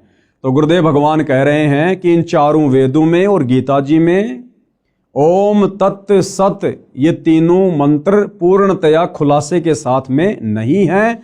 उसको देने के लिए स्वयं पूर्ण ब्रह्म परमात्मा अक्षर पुरुष ब्रह्म सत्य पुरुष तत्वदर्शी संत के रूप में धरती पर प्रकट होकर ये ज्ञान देता है, जिसके विषय में आगे हम गीता जी में पढ़ेंगे।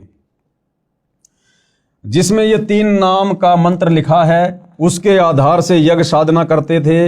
विशेष ये तीन नाम मंत्र चार वेदों में नहीं है, ये तीन नाम मंत्र चारों वेदों में नहीं है, गीता जी में नहीं है, मुसलमानों की तोरा जबूर इंजिल और हदीसों में नहीं है, कुरान शरीफ में, कुरान मजीद में नहीं है, गुरु ग्रंथ साहिब में नहीं है, बाइबल में नहीं है। और इन तीन नामों को प्राप्त किए बिना भाइयों और बहनों हमारी पूर्ण मुक्ति नहीं हो सकती। हम सदा सदा के लिए काललोक से बाहर नहीं निकल सकते, उस सनातन परम धाम को प्राप्त नहीं कर सकते। अब आगे भाइयों और बहनों हमने बहुत ही सावधानी से इन विषयों को समझने की आवश्यकता है, क्योंकि अभी हम इस पुस्तक की भूमिका को पढ़ रहे हैं और भूमिका को समझे बिना हमें आगे पुस्तक समझ में नहीं आएगी। अब विशेषकर हिंदू समाज में एक शब्द बड़ा प्रचलित है, हर कोई कहेगा हम तो सनातनी हैं, हम सनातनी हैं, हमारा सनातन धर्म है, सनातन धर्म है। जबकि सतगुरु रामपाल जी और उनके भक्तों के अलावा, सतगुरु रामपाल जी के यथार्थ 13वें कबीर पंथ के पंथियों के अलावा इस धरती पर कोई भी व्यक्ति, चाहे वो चारों शंकराचार्य हों या संत महंत मंडलेश्वर हों, उन लोगों को सनातन के सै का भी ज्ञान नहीं है, सै का भी। ये सनातन क्या है, सनातनी धर्म क्या है, सनातनी पूजा क्या है, अब आपको विस्तार से सुनने और समझने को मिलेगा। गीता अध्याय 4 श्लोक 1 और 2 में स्पष्ट किया है कि हे अर्जुन, यह योग यानी गीता वाला अर्थात चारों वेदों वाला ज्ञान, योग यानी ज्ञान भक्ति, मैंने सूर्य से कहा था।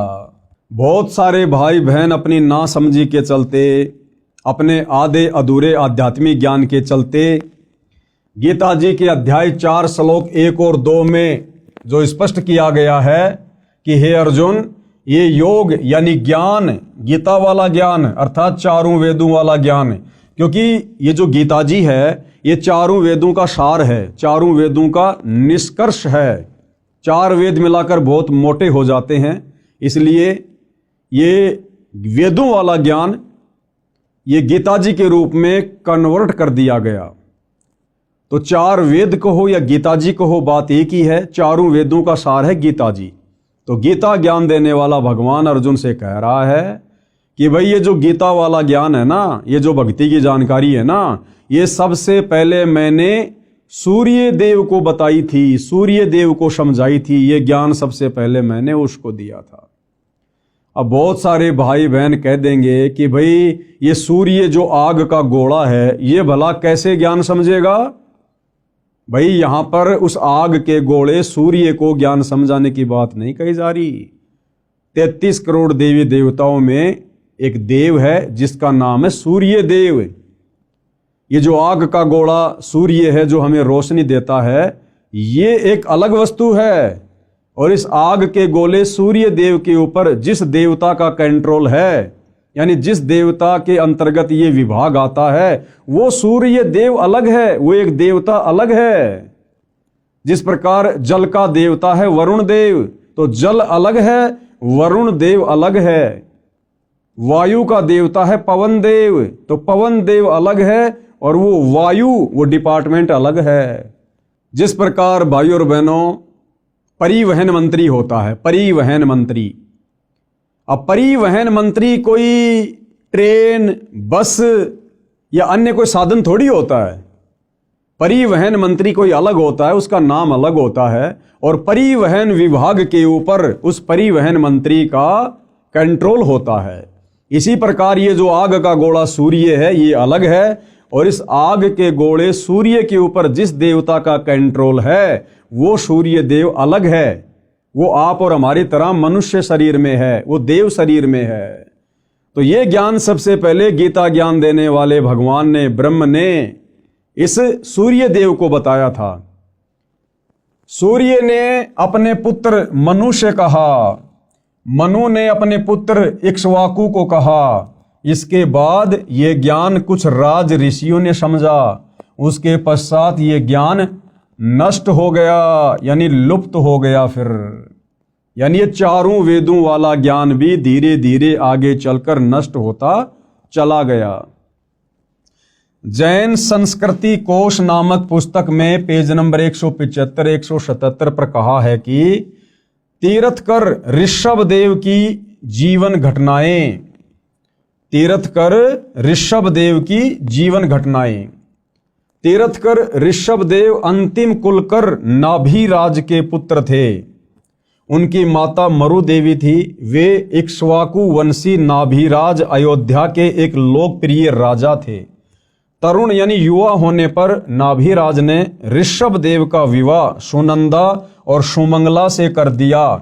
सुनंदा ने तेजस्वी पुत्र बाहुबली और पुत्री सुंदरी को जन्म दिया और सुमंगला ने भरत सहित 99 पुत्रों और ब्राह्मी पुत्री को जन्म दिया। समय आने पर ऋषभ देव ने भरत को अयोध्या का, बाहुबली को तक्षशिला का और शेष युवराजों को उनकी योग्यता अनुसार राज्य सौंपकर संसार त्याग दिया और दीक्षा लेकर साधना में लीन हो गए। साधना काल में पाणिपात्री ऋषभ देव 1 वर्ष तक निराहार रहे, यानी भूखे रहे। बाद में बाहुबली के पुत्र श्रेयांश कुमार ने इक्षु रस यानी गन्ने का रस देकर उनकी इस निराहार व्रति को तोड़ा। लगातार 1000 वर्ष तक तपस्या करने वाले मुनि ऋषभ देव ने अंत में केवल ज्ञान प्राप्त किया और धर्म देशना यानी नाम उपदेश देना प्रारंभ कर दिया। प्रथम धर्म देशना भरत के पुत्र मरीचि को दी, जो बाद में जैन धर्म के 24वें तीर्थकर महावीर वर्धमान बने। पवित्र गीता में क्या कहा है, कृपया पढ़ें व विचार करें। गीता अध्याय 6 श्लोक 16 में कहा है कि हे अर्जुन, यह योग यानी भक्ति साधना न तो बिल्कुल न खाने वाले की, यानी जो व्यक्ति व्रत रखता है, कुछ भी नहीं खाता है, गीता जी कह रही है कि उस व्यक्ति की भक्ति साधना कभी भी सफल नहीं हो सकती। बिल्कुल भी न खाना यानी व्रत रखना। यह योग यानी भक्ति साधना न तो बिल्कुल न खाने वाले की यानी व्रत करने वाले की सिद्ध होती है, यानी बिल्कुल भी सिद्ध नहीं होगी, न अधिक खाने वाले की, न अधिक सोने वाले की, न अधिक जागने वाले की सिद्ध होती है। ध्यान देने योग्य, आगे गुरुदेव क्या कह रहे हैं कि ध्यान देने योग्य बातें हैं। श्री ऋषभ देव जी ने गीता ज्ञान यानी चारों वेदों शास्त्रों में बताई साधना की विपरीत शास्त्र विधि को त्याग कर मनमाना आचरण अपनी इच्छा से किया, जिसे कोई लाभ नहीं हुआ, न होना था। यानी ऋषभ देव जी जो कि सतयुग में हुए थे, ऋषभ देव जी ने शास्त्रों में वर्णित साधना को त्याग कर यानी चारों वेदों में जो भक्ति साधना लिखी हुई है उसका त्याग करके और मनमाना आचरण करना शुरू कर दिया था और 1000 वर्ष तक वो निराहार रहे। और उसके बाद जब उन्होंने सबसे पहले नाम उपदेश देना शुरू किया तो सबसे पहला उपदेश ऋषभ देव जी ने अपने पोते मारीच को दिया, मारीची को दिया। और वही मारीची वाली आत्मा आगे चलकर जैन धर्म में 24वें तीर्थ कर महावीर स्वामी कहलाए। तो विचार करो भाई और बहनों, जब सतयुग में ऋषभ देव जी शास्त्र विधि को त्याग कर मनमाना आचरण करना शुरू कर चुके थे, तो उनसे उपदेश प्राप्त मारीची वाली आत्मा जो आगे चलकर जैन धर्म में 24वें तीर्थकर बने महावीर स्वामी, भला उनके पास में वेदों वाली साधना कहां से होगी। और जैन धर्म की पुस्तक है आओ जैन धर्म को जाने, उस पुस्तक में तो साफ साफ लिखा हुआ है कि महावीर स्वामी ने अपने जीवन काल में 363 पाखंड मत चलाए। 363 पाखंड मत यानी शास्त्र विधि को त्याग के मनमाना आचरण। श्री ऋषभ देव जी ने गीता ज्ञान यानी चारों वेदों में बताई साधना के विपरीत शास्त्र विधि को त्याग कर मनमाना आचरण अपनी इच्छा से किया, जिससे कोई लाभ नहीं हुआ, ना होना था। अन्य प्रमाण गीता अध्याय 17 श्लोक 5 और 6 में इस प्रकार कहा है, जो मनुष्य शास्त्र विधि रहित यानी शास्त्र विधि को त्याग कर केवल मन कल्पित घोर तप को तपते हैं, यानी जो साधना गीता में लिखी है, जो साधना चारों वेदों में लिखी है, उसके अनुसार भक्ति साधना ना करके जो मनमुखी रूप से कोई तप करता है, कोई पैदल यात्रा करता है, कोई कावड़ लेके आता है, कोई कैसा कैसा घोर तप करता है, तो कहते हैं कि शास्त्र विधि को त्याग कर केवल मन कल्पित यानी जैसा मन में आया वैसी भक्ति शुरू कर दी, या जैसा किसी ने बता दिया कि भैया फला फला जगह एक पीपल का पेड़ है, उसके चारों तरफ लाल धागा बांधने से ये सुख हो जाएगा, बेटा हो जाएगा। ये होते मन कल्पित कर्म, केवल मन कल्पित घोर तप को तपते हैं। वे शरीर में प्राणियों व कमल चक्रों में विराजमान शक्तियों को तथा हृदय में स्थित मुझको भी दुखी करने वाले हैं, वो कृष करते हैं। उन अज्ञानियों को तू आसुर स्वभाव के जान। भाई गीता ज्ञान देने वाला भगवान हिंदू भाई बहनों को विशेष तौर पर समझना चाहिए। ये गीता जी का ज्ञान पढ़ाया जा रहा आपको, कौन सा अध्याय है, कौन सा श्लोक है, आगे चलकर आपको गीता प्रेस गोरखपुर से प्रकाशित उस गीता के पेज भी दिखाए जाएंगे आपकी संतुष्टि के लिए। तो गीता का ज्ञान देने वाला भगवान खुद कह रहा है कि जो व्यक्ति चारों वेदों में और गीता जी में जो साधना करनी चाहिए जो लिखी हुई है, उस साधना को ना करके और मन कल्पित घोर तप करते हैं, यानी कावड़ लाना, पैदल यात्रा करना, बद्रीनाथ जाना, केदारनाथ जाना, अन्य घोर साधना करना, कहते हैं उस व्यक्ति को तू राक्षस स्वभाव का जान, आसुर प्रवृत्ति का। और गीता ज्ञान देने वाला कह रहा है कि ऐसे प्राणी इस मनुष्य शरीर में विराजमान कमल दल में देवी देवताओं को भी दुखी करते हैं। और गीता ज्ञान दाता कहता कि ऐसे आसुर स्वभाव वाले प्राणी मुझको भी दुखी करते हैं, और ऐसे व्यक्तियों को तो शरीर छोड़ने के बाद में मैं घोर नरक में डालता हूं, नरक में।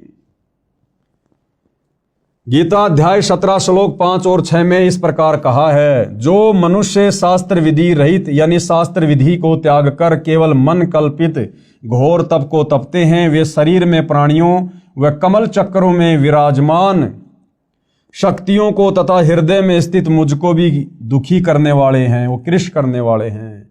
उन अज्ञानियों को तू आसुर स्वभाव के जान, यानी राक्षस प्रवृत्ति वाला जान उनको। उपरोक्त गीता शास्त्र के उल्लेख से स्पष्ट हो जाता है कि इक्ष्वाकु वंशी नाभिराज तक यानी सत्य युग में लगभग 1 लाख वर्ष तक वेदों यानी गीता वाले ज्ञान अनुसार पूजा की जाती थी। यानी सतयुग में जिस समय अयोध्या के राजा नाभिराज थे, उस समय शास्त्रों के अनुसार साधना की जाती थी। लेकिन नाभिराज के बाद जब अयोध्या के राजा ऋषभ देव जी बने, तो ऋषभ देव जी ने ये चारों वेदों वाली साधना को त्याग दिया था और मनमाना आचरण करना शुरू कर दिया था। उपरोक्त गीता शास्त्र के उल्लेख से स्पष्ट हो जाता है कि इक्ष्वाकु वंशी नाभिराज तक यानी सतयुग में लगभग 1,00,000 वर्ष तक वेदों यानी गीता वाले ज्ञान अनुसार पूजा की जाती थी।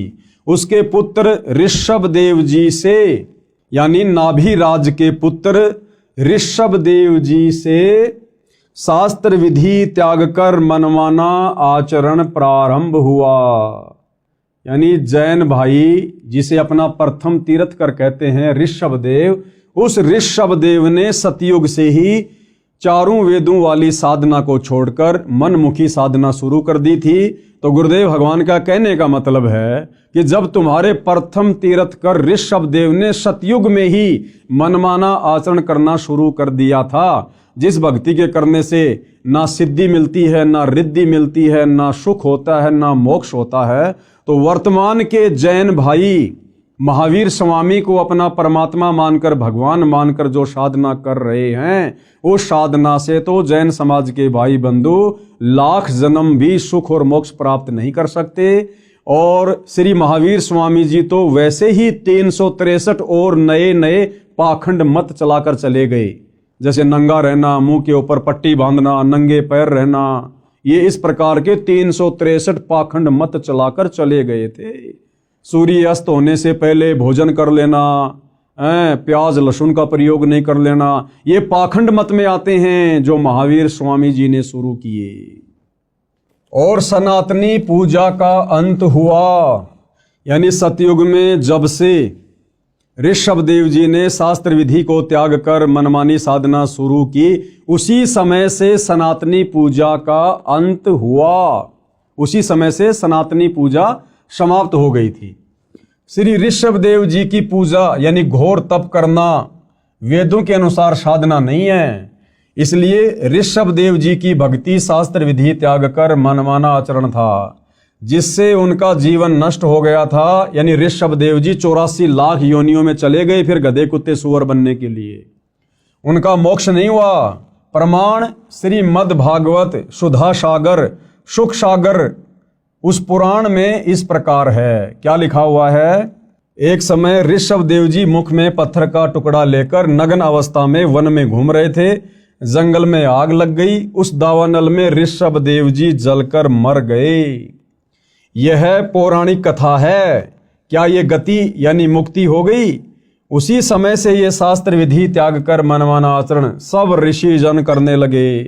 प्रमाण के लिए किसी भी पुराण को पढ़ो, लिखा है कि उस ऋषि ने इतने वर्ष घोर तप किया, उसने इतने वर्ष तक तप किया आदि आदि, फिर वे शास्त्र विधि विरुद्ध साधक ऋषिजन अपना अपना अनुभव जो शास्त्र विरुद्ध साधना से हुआ उसका कथन करने लगे। अन्य ऋषिजन एक दूसरे की सुनकर आगे उन्हीं शास्त्रों के विपरीत ज्ञान को सुनाने लगे, जिनसे 18 पुराण बन गए।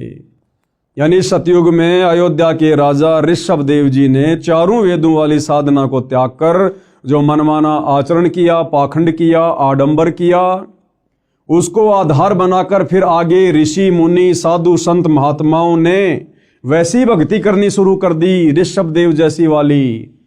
घर परिवार को छोड़कर संन्यास लेकर जंगलों में चले जाते थे, गुफाओं में रहा करते थे, घोर तप किया करते थे, जिस घोर तप को तपने के लिए गीता जी मना कर रही है। और आगे चलकर उन साधु संत महात्माओं को समाधि अवस्था में जैसा भी अनुभव प्राप्त हुआ, ये काल ऐसे सबको भ्रमित रखता है।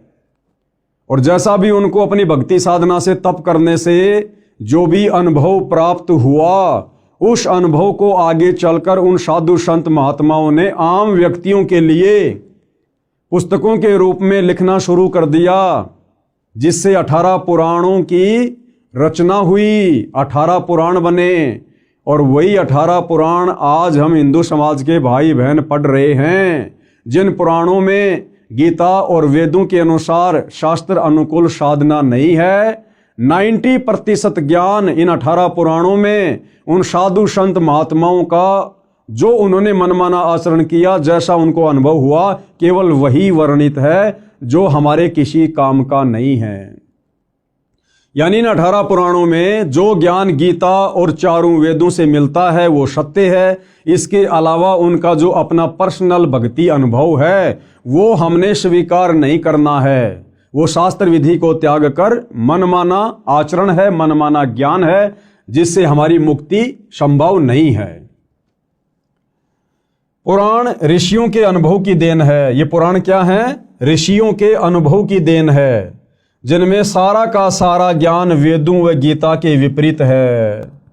श्री ब्रह्मा जी, श्री विष्णु जी तथा श्री शंकर जी ने भी घोर तप किया, जो गीता शास्त्र के विपरीत मनमानी साधना है। अब बताओ भाई और बहनों, इसलिए सतगुरु रामपाल जी कहते हैं कि ब्रह्मा विष्णु महेश को भी संपूर्ण आध्यात्मिक ज्ञान नहीं है। ब्रह्मा विष्णु महेश भी 184 योनियों में जाते हैं, अपने कर्म का भोग भोगते हैं। इनके पास भी मुक्ति का साधन नहीं है। क्यों? क्योंकि ब्रह्मा विष्णु महेश भी शास्त्रों के विरुद्ध साधना करते हैं। इस कारण से भाई और बहनों, उस परमपिता परमेश्वर को, परम अक्षर ब्रह्म को, सत्य पुरुष को, कबीर देव को सत्य साधना बताने के लिए इस पृथ्वी पर स्वयं ही मनुष्य रूप में, मनुष्य के बच्चे के रूप में प्रकट होकर आना पड़ता है, ये ज्ञान आप और हमारे तक पहुंचाने के लिए। और हम उनके द्वारा बताए गए सूक्ष्म ज्ञान को इतना जल्दी स्वीकार नहीं करते हैं। क्यों? क्योंकि तब तक हमारे ऊपर हमारे धर्म गुरुओं के अज्ञान का बहुत गहरा रंग चढ़ चुका होता है। हम केवल उन ऋषि मुनियों के द्वारा लिखे गए पुराणों वाले ज्ञान को ही सत्य ज्ञान मानकर साधना में लगे हुए होते हैं, जिस कारण से वो सत्य ज्ञान हमें सत्य प्रतीत नहीं होता है। वर्तमान में सनातन धर्म का नाम वैदिक धर्म तथा हिंदू धर्म भी प्रचलित है। यानी सनातन धर्म को ही वैदिक धर्म कहते हैं और हिंदू धर्म भी उसी को कहा जाता है। आदि शंकराचार्य जी ने देवी देवताओं की पूजा का विधान बताया और पुराणों के ज्ञान को सनातन धर्म यानी हिंदू धर्म में दृढ़ता के साथ प्रवेश कर दिया। ये जो हिंदू धर्म है, इसकी शुरुआत आदि शंकराचार्य जी से हुई। आदि शंकराचार्य जी आज से लगभग 3200 वर्ष पहले हुए हैं और उन्होंने यहाँ आकर हम प्राणियों को शास्त्रों के विरुद्ध, चारों वेदों के विरुद्ध देवी देवताओं की पूजा पर आधारित कर दिया, जिस कारण से हिंदू धर्म की शुरुआत हुई। आदि शंकराचार्य जी ने देवी देवताओं की पूजा का विधान बताया और पुराणों के ज्ञान को सनातन धर्म यानी हिंदू धर्म में दृढ़ता के साथ प्रवेश कर दिया। गीता अध्याय 4 श्लोक 1 और 2 को फिर पढ़ते हैं, जिनमें गीता ज्ञानदाता ने अर्जुन से कहा है कि मैंने इस योग यानी गीता वाले वेद ज्ञान को, क्योंकि श्रीमद् भगवत गीता चारों वेदों का सार है यानी संक्षिप्त रूप है, इस तथ्य को पूरा हिंदू समाज मानता है। तो गीता ज्ञानदाता ने क्या कहा कि ये गीता वाला ज्ञान, चारों वेदों वाला ज्ञान, सबसे पहले मैंने किसको कहा? सूर्य से कहा था। सूर्य ने अपने पुत्र वैश्वत यानी मनु से कहा और मनु ने अपने पुत्र इक्ष्वाकु से कहा। गीता अध्याय 4 श्लोक 1 में इसका वर्णन है। हे परंतप अर्जुन, इस प्रकार परंपरा से प्राप्त इस योग यानी ज्ञान को, यानी गीता उर्फ वेद ज्ञान को राज ऋषियों ने जाना। किसने जाना? इन राज ऋषियों ने जाना। मनु जैसे ने, वैश्वत जैसे ने, इक्ष्वाकु जैसे ने, ये राजाओं के दरबार में रहा करते थे, उनके धर्मगुरु बनकर, राजगुरु बनकर। तो गीता ज्ञान देने वाला भगवान कह रहा कि हे अर्जुन, इस प्रकार इस ज्ञान को इन राज ऋषियों ने जाना। हे परंतप अर्जुन, इस प्रकार परंपरा से प्राप्त इस योग को यानी गीता उर्फ वेद ज्ञान को राज ऋषियों ने जाना, किंतु उसके बाद वह योग यानी वेद ज्ञान बहुत समय से इस पृथ्वी लोक में नष्ट हो गया यानी लुप्त हो गया। गीता अध्याय 4 श्लोक 2 में ऐसा वर्णन है। ध्यान दें तो श्लोक 2 के मूल पाठ में नष्ट शब्द है, जिसका अर्थ नष्ट हो गया, सटीक अर्थ है। राजा नाभिराज तक सतयुग लगभग 1 लाख वर्ष व्यतीत हो चुका था। यानी जिस समय सतयुग की शुरुआत में राजा नाभिराज अयोध्या के राजा थे, वो लगभग 1,00,000 वर्ष तक अयोध्या के राजा रहे। उस समय तक ये शास्त्रों के अनुसार साधना होती थी, सनातनी पूजा होती थी, चारों वेदों के अनुसार साधना होती थी। और नाभिराज के बाद यानी सतयुग की शुरुआत के 1,00,000 वर्ष बाद फिर ये ज्ञान धीरे धीरे नष्ट होना शुरू हो गया। राजा नाभिराज तक सतयुग लगभग 1,00,000 वर्ष व्यतीत हो गया था। गीता का ज्ञान द्वापर के अंत में यानी कलयुग से लगभग 100 वर्ष पहले बोला गया था। गीता जी का ज्ञान कब बोला गया? कलयुग की शुरुआत से 100 वर्ष पहले यानी द्वापर युग के अंत में, यानी जिस समय सतयुग में नाभिराज अयोध्या के राजा थे उसके लगभग 38 या 39 लाख वर्ष बाद द्वापर के लास्ट में गीता जी का ज्ञान बोला गया।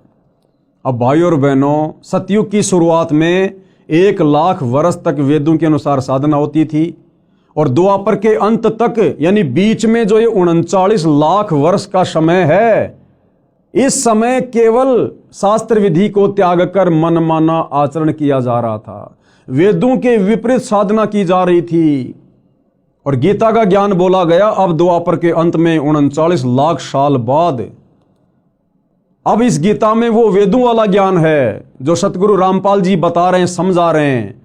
तो अब भगत समाज को वो वास्तविक वेदों वाला ज्ञान स्वीकार करने में जो ज्ञान 39 लाख वर्ष तक लुप्त रहा, ना किसी को पता था ना किसी ने बताया, अब सतगुरु रामपाल जी उसी सतयुग वाले वेदों वाले ज्ञान को और वेदों से ऊपर सूक्ष्म वेद के ज्ञान को जब अपने सत्संगों के माध्यम से बताते हैं, समझाते हैं, तो अब किसी भी समाज के व्यक्ति को आसानी से स्वीकार नहीं हो रहा है। सबसे बड़ी विडंबना सतगुरु रामपाल जी के सामने वर्तमान में ये है। ध्यान से पढ़िए भाई और बहनों, राजा नाभिराज तक सतयुग लगभग 1,00,000 वर्ष व्यतीत हो गया था। गीता का ज्ञान द्वापर के अंत में यानी कलयुग से लगभग 100 वर्ष पहले बोला गया था। गणित की रीति से नाभिराज के बाद यह गीता का ज्ञान 37,87,900 वर्ष बाद बोला गया है। इस दौरान सब ऋषियों ने वेदों के विपरीत साधना की, यानी 37,87,900 वर्ष तक ये जितने भी साधु संत महात्मा ऋषि जिनके बड़े बड़े हम नाम सुनते हैं, विश्वामित्र जी, वेद व्यास जी, पाराशर ऋषि जी, दुर्वासा ऋषि जी, इन्होंने वेदों के विरुद्ध साधना की, तपस्याएं की, वेद विरुद्ध ज्ञान पर इन्होंने दुनिया को लगाया। गणित की रीति से नाभिराज के बाद यह गीता का ज्ञान 37,87,900 वर्ष बाद बोला गया है। इस दौरान सब ऋषियों ने वेदों के विपरीत साधना की, जिसका प्रमाण तथा परिणाम 18 पुराण है। यानी इन 18 पुराणों में इन साधु संत महात्माओं ऋषियों की जो अपनी थ्योरी है, इन्होंने जो मनमानी साधना की और समाधि अवस्था में जैसा इनको अनुभव हुआ परमात्मा के विषय में, भक्ति के विषय में, उसी का वर्णन इन्होंने पुस्तकों के माध्यम से कर दिया, जिसको 18 पुराण कहा जाता है। यानी 18 पुराणों में कंप्लीट ज्ञान नहीं है, वेदों वाला ज्ञान भी नहीं है, गीता वाला ज्ञान भी नहीं है। ऋषि विशेष के अनुभव ज्यादा हैं जो हमारे किसी काम के नहीं हैं। पुराणों में कोई भी साधना गीता यानी वेदों के अनुसार नहीं है। इन पुराणों में कोई भी साधना वेद या गीता के अनुसार नहीं है। यहां केवल 2 शब्द लिख रहा हूं ताकि बुद्धिमान संकेत समझें। विस्तार से इस पुस्तक में आगे लिखा है। यानी सतगुरु रामपाल जी कहना ये चाहते हैं कि भाई, अगर आपने सत्य आध्यात्मिक ज्ञान समझना है, आपने वेदों वाला ज्ञान और वेदों से ऊपर सूक्ष्म वेद का ज्ञान समझना है, अपने मनुष्य जन्म को भक्ति करके सफल करना है, अपना मोक्ष करवाना है, दुखों से छुटकारा प्राप्त करना है, और जब तक हम यहाँ रहेंगे तब तक आपको सुख प्राप्त करना है, तो आपने बहुत ही धैर्य पूर्वक इस सत्य ज्ञान को जो वर्तमान में सतगुरु रामपाल जी के द्वारा बताया जा रहा है, समझाया जा रहा है सत्संगों के माध्यम से या पुस्तकों में लिखकर, उसको बहुत ही धैर्यपूर्वक और निष्पक्ष होकर सुनने और समझने की आवश्यकता है। प्रमाण गीता के विपरीत साधना का गीता अध्याय 9 श्लोक 25 में कहा है कि जो पितर पूजता है पितरों को प्राप्त होगा। गीता अध्याय 9 श्लोक 25 में लिखा है कि जो व्यक्ति पितरों की पूजा करता है वो पितरों को प्राप्त होगा। यानी हम जो अपने बाप दादाओं के श्राद्ध निकालते हैं, ये पितृ पूजा है, ये भूत पूजा है। हमारे पूर्वज शास्त्रों के विरुद्ध साधना करके वो पितृ बन गए, जिनके हम श्राद्ध निकाल रहे हैं वो भूत बने हुए हैं।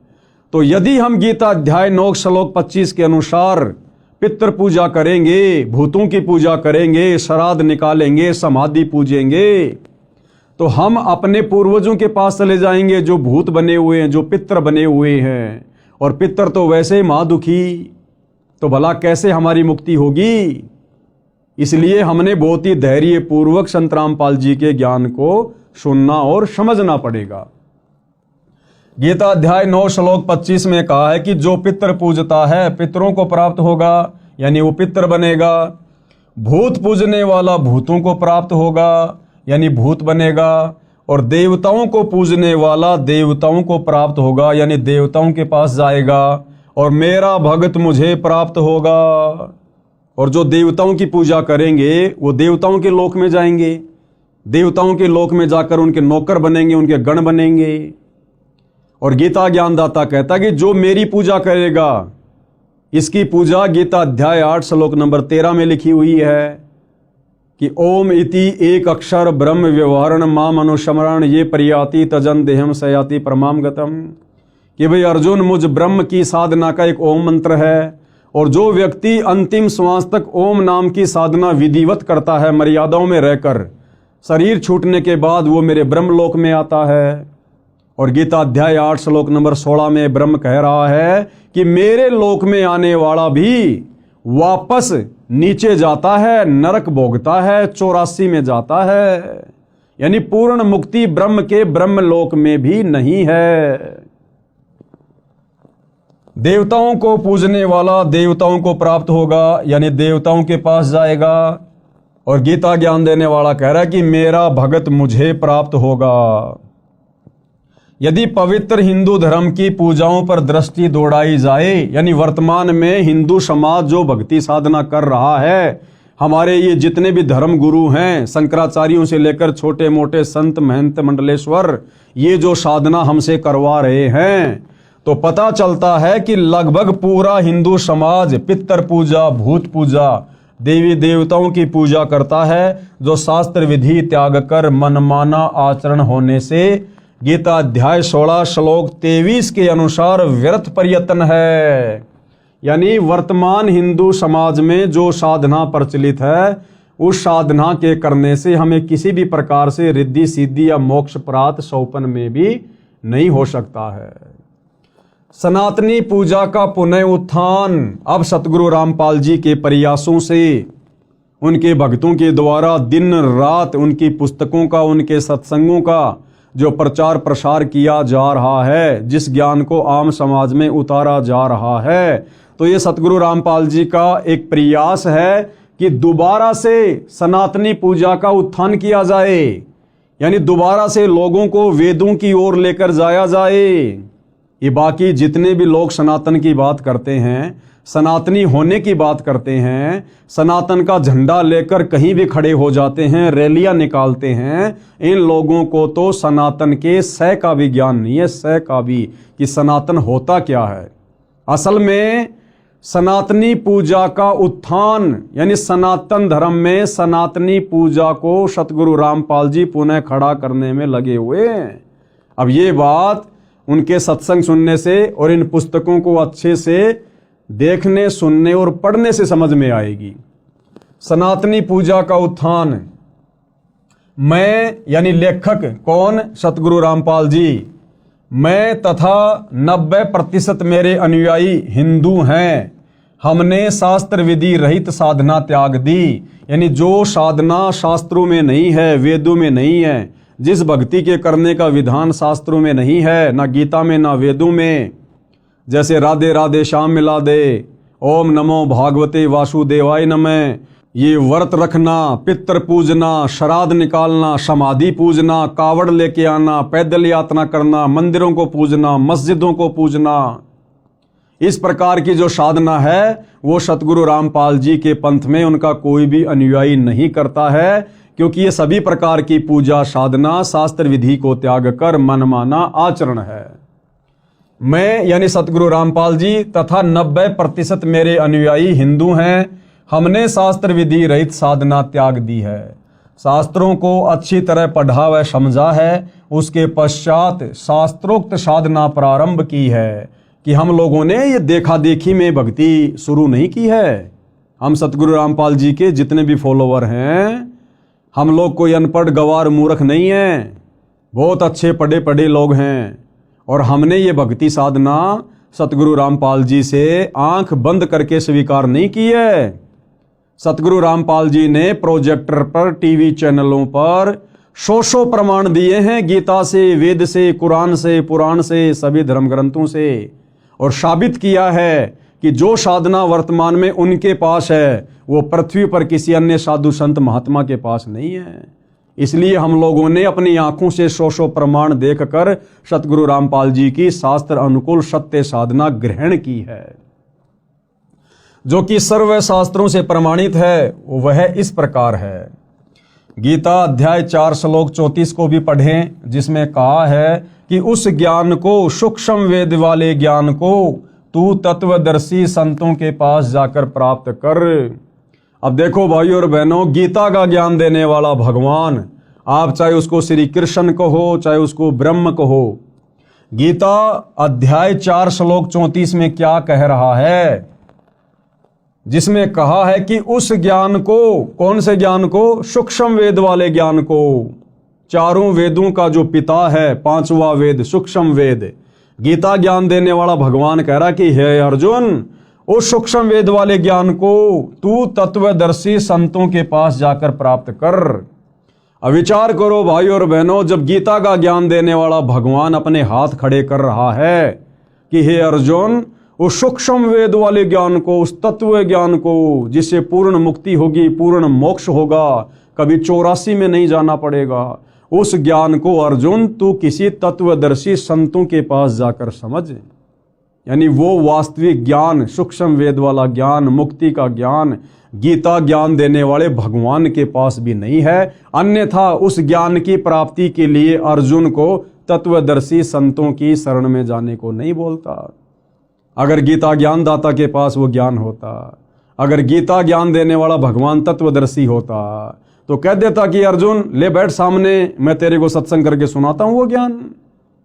लेकिन गीता ज्ञान दाता ने स्पष्ट कर दिया कि भाई वो ज्ञान मेरे पास भी नहीं है जिससे पूर्ण मोक्ष हो जाए, पूर्ण मुक्ति हो जाए, जन्म मरण सदा के लिए समाप्त हो जाए, ये जीवात्मा मुक्त होकर सनातन परम धाम सतलोक में चली जाए।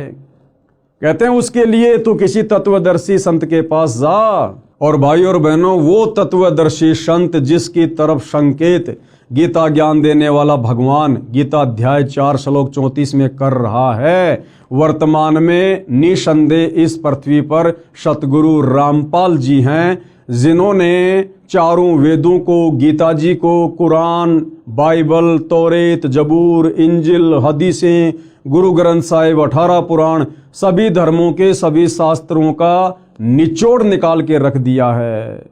जो निचोड़, जो निष्कर्ष हमारे धर्म के धर्म गुरु लाखों वर्षों से नहीं निकाल पाए, समाज को नहीं दे पाए, वो निष्कर्ष अध्यात्म का, भक्ति का इन्हीं धर्मशास्त्रों से सतगुरु रामपाल जी ने निकाल कर अपने सत्संगों में डाल दिया है, अपनी पुस्तकों में लिख दिया है। अब यदि आवश्यकता है तो उनके सत्संग सुनने की, उनके कर कमल से लिखित पुस्तकों को धैर्यपूर्वक पढ़ने की। तो क्या कहा जा रहा है, गीता अध्याय 4 श्लोक 34 को भी पढ़ें, जिसमें कहा है कि उस ज्ञान को, यानी सूक्ष्म वेद वाले ज्ञान को तू तत्वदर्शी संतों के पास जाकर प्राप्त कर। विचारणीय विषय यह है कि तत्व ज्ञान गीता में नहीं है। भाइयों और बहनों, अगर गीता में वो तत्व ज्ञान होता तो गीता ज्ञान देने वाला भगवान ये कभी भी नहीं कहता कि अर्जुन तू उस ज्ञान को तत्वदर्शी संतों के पास जाकर प्राप्त कर। इसलिए यहाँ पर क्या कहा गया है, इसलिए यहाँ पर कहा जा रहा है कि विचारणीय विषय यह है कि तत्व ज्ञान गीता में नहीं है। यदि होता तो गीता ज्ञान देने वाला ये नहीं कहता कि तत्व ज्ञान को तत्वदर्शी संतों से जान। तत्वदर्शी संत के अभाव में मानव समाज मनमाना आचरण करके अपना मानव जीवन नष्ट कर रहा है। इस तत्व ज्ञान के अभाव में सतगुरु रामपाल जी को सतगुरु धारण ना करने के कारण, उनके प्रवचन सत्संग ना सुन पाने के कारण ये भगत समाज अपने अनमोल मनुष्य जीवन को वर्तमान में बर्बाद कर रहा है।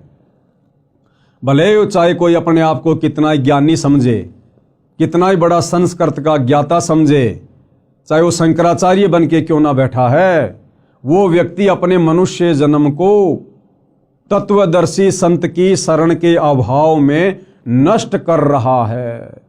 और भाई और बहनों, जब ये ज्ञान गीता ज्ञान देने वाले भगवान के पास नहीं है तो यहाँ के शंकराचार्यों के पास में कहाँ से आ जाएगा। और शंकराचार्यों के पास नहीं है तो आम हिंदू समाज में ये ज्ञान कहाँ से आ जाएगा। तो सब लोग शास्त्र विधि को त्याग कर मनमाना आचरण करने में लगे हुए हैं, जिसका नतीजा अंत में नरक भोगना पड़ेगा। 184 योनियों में गधे कुत्ते सूअर के शरीरों में कष्ट उठाना पड़ेगा और युगों युगों यूं ही भूत प्रेत पितर बनकर भटकना पड़ेगा। जब गीता अध्याय 4 श्लोक 34 वाला तत्वदर्शी संत मिल जाता है, वह संपूर्ण अध्यात्म ज्ञान बताता है, जिसको सुन समझकर बुद्धिमान अपनी साधना शास्त्रों के अनुसार करता है, जीवन धन्य कर लेता है, एक धर्म यानी मानव धर्म बन जाता है। और सतगुरु रामपाल जी का नारा है, जब आप उनके कर कमल से लिखित पवित्र पुस्तक ज्ञान गंगा को पढ़ेंगे तो ज्ञान गंगा पुस्तक को खोलने से पहले ऊपर कवर पर लिखा है कि जीव हमारी जाति है और मानव धर्म हमारा। कौन सा? मानव। जीव हमारी जाति है, मानव धर्म हमारा। हिंदू मुस्लिम सिख ईसाई धर्म नहीं कोई न्यारा। संत गरीबदास जी, गांव छुडानी, जिला झज्जर, हरियाणा, भारत ने अपनी अमृतवाणी में कहा है कि गरीब ऐसा निर्मल नाम है, निर्मल करे शरीर, और ज्ञान मंडलीक हैं चकवे ज्ञान कबीर। आदरणीय गरीबदास जी को जब कबीर परमात्मा यानी परम अक्षर ब्रह्म सत्य पुरुष मिले, उनको शतलोक दिखाया, उनको ज्ञान दिया, उनका ज्ञान योग खोला, तो अपने परमपिता परमेश्वर कबीर साहिब की महिमा करते हुए, उनके तत्व ज्ञान का बखान करते हुए गरीबदास जी ने अपनी वाणी में क्या कहा है? गरीब ऐसा निर्मल ज्ञान है कि उस कबीर परमात्मा का ज्ञान ऐसा निर्मल है, ऐसा प्यारा है। निर्मल करे शरीर, यानी जब हम उसके ज्ञान को ग्रहण करके, उनकी शरण ग्रहण करके, उनके द्वारा बताई गई साधना करेंगे तो हमारा शरीर निर्मल होता चला जाएगा, हमारे पाप कर्म उस साधना के करने से कटते चले जाएंगे। और ज्ञान मंडलिक है, उस कबीर परमात्मा के तत्व ज्ञान के अलावा और पृथ्वी पर जो भी ज्ञान है किसी भी साधु संत महात्मा का, कहते हैं वो तो मंडलिक है। मंडलिक यानी क्षेत्रीय ज्ञान है। और ज्ञान मंडलिक है चकवे ज्ञान कबीर। और कबीर जी का जो तत्व ज्ञान है, शास्त्र अनुकूल ज्ञान है, वो तो चकवे यानी जैसे चक्रवर्ती राजा होता है, पूरी पृथ्वी पर उसका साम्राज्य होता है, तो कबीर जी का जो तत्व ज्ञान है उसको चकवे ज्ञान की संज्ञा दी गई है। यानी सारी सृष्टि में केवल कबीर जी का ही ज्ञान सत्य है। अर्थात संत गरीबदास जी ने कहा है कि सच्चा नाम ऐसा कारगर है जो आत्मा को निर्मल कर देता है। अध्यात्म ज्ञान शरीर के कष्ट भी दूर करता है। कबीर साहिब का अध्यात्म ज्ञान चकवे चक्रवर्ती यानी ऑलराउंडर है। अन्य ज्ञान मंडलिक यानी क्षेत्रीय यानी लोक वेद है। संत गरीबदास जी को 10 वर्ष की आयु में परमात्मा सर्वोपरि लोक सनातन परम धाम यानी सत्यलोक से आकर गांव छुडानी, जिला झज्जर, हरियाणा प्रांत में मिले थे। उनकी आत्मा को ऊपर ले गए जहां परमात्मा रहते हैं। अब भाई और बहनों, वो परमात्मा कौन है, वो दिखने में कैसा है, उस परमात्मा की भक्ति क्या है, उस परमात्मा की प्राप्ति कैसे होगी, इन समस्त बातों का जिक्र हम इस पवित्र पुस्तक हिंदू साहिबान नहीं समझे गीता वेद पुराण इसके अगले एपिसोड यानी वीडियो नंबर 2 में समझेंगे। फिलहाल भाई और बहनों, इस पुस्तक की भूमिका पर हम वीडियो बना रहे हैं। इस पुस्तक का वास्तविक ज्ञान भूमिका समाप्त होने के बाद शुरू होगा। तो सभी से हाथ जोड़कर विनती है, प्रार्थना है, धैर्य पूर्वक आप जी इस पुस्तक पर बन रहे वीडियो को देखते रहिए। निसंदेह परमपिता परमेश्वर कबीर साहेब यानी वर्तमान में जो सतगुरु रामपाल जी के रूप में धरती पर प्रकट हैं, उनके आशीर्वाद से यदि हम उनसे प्रार्थना करते रहेंगे तो अवश्य वे हमें सद्बुद्धि प्रदान करेंगे, हमारा ज्ञान योग खोलेंगे और हम इस अनसुलझे आध्यात्मिक ज्ञान को उनकी विशेष दया से समझते जाएंगे और अपनी आत्मा का कल्याण करवाएंगे। तो भाई और बहनों, गुरुदेव भगवान के आशीर्वाद से आज के इस वीडियो में केवल इतना ही। कल परमपिता परमेश्वर जी के आशीर्वाद से रात्रि 9 बजे सभी भाई बहन दास के फेसबुक पेज पवन दास इस लाइव के ऊपर लाइव जुड़िए। तब तक गुरुदेव भगवान हम सबको आज्ञा दें, आशीर्वाद दें। बंदी छोड़ सतगुरु रामपाल जी भगवान की जय हो।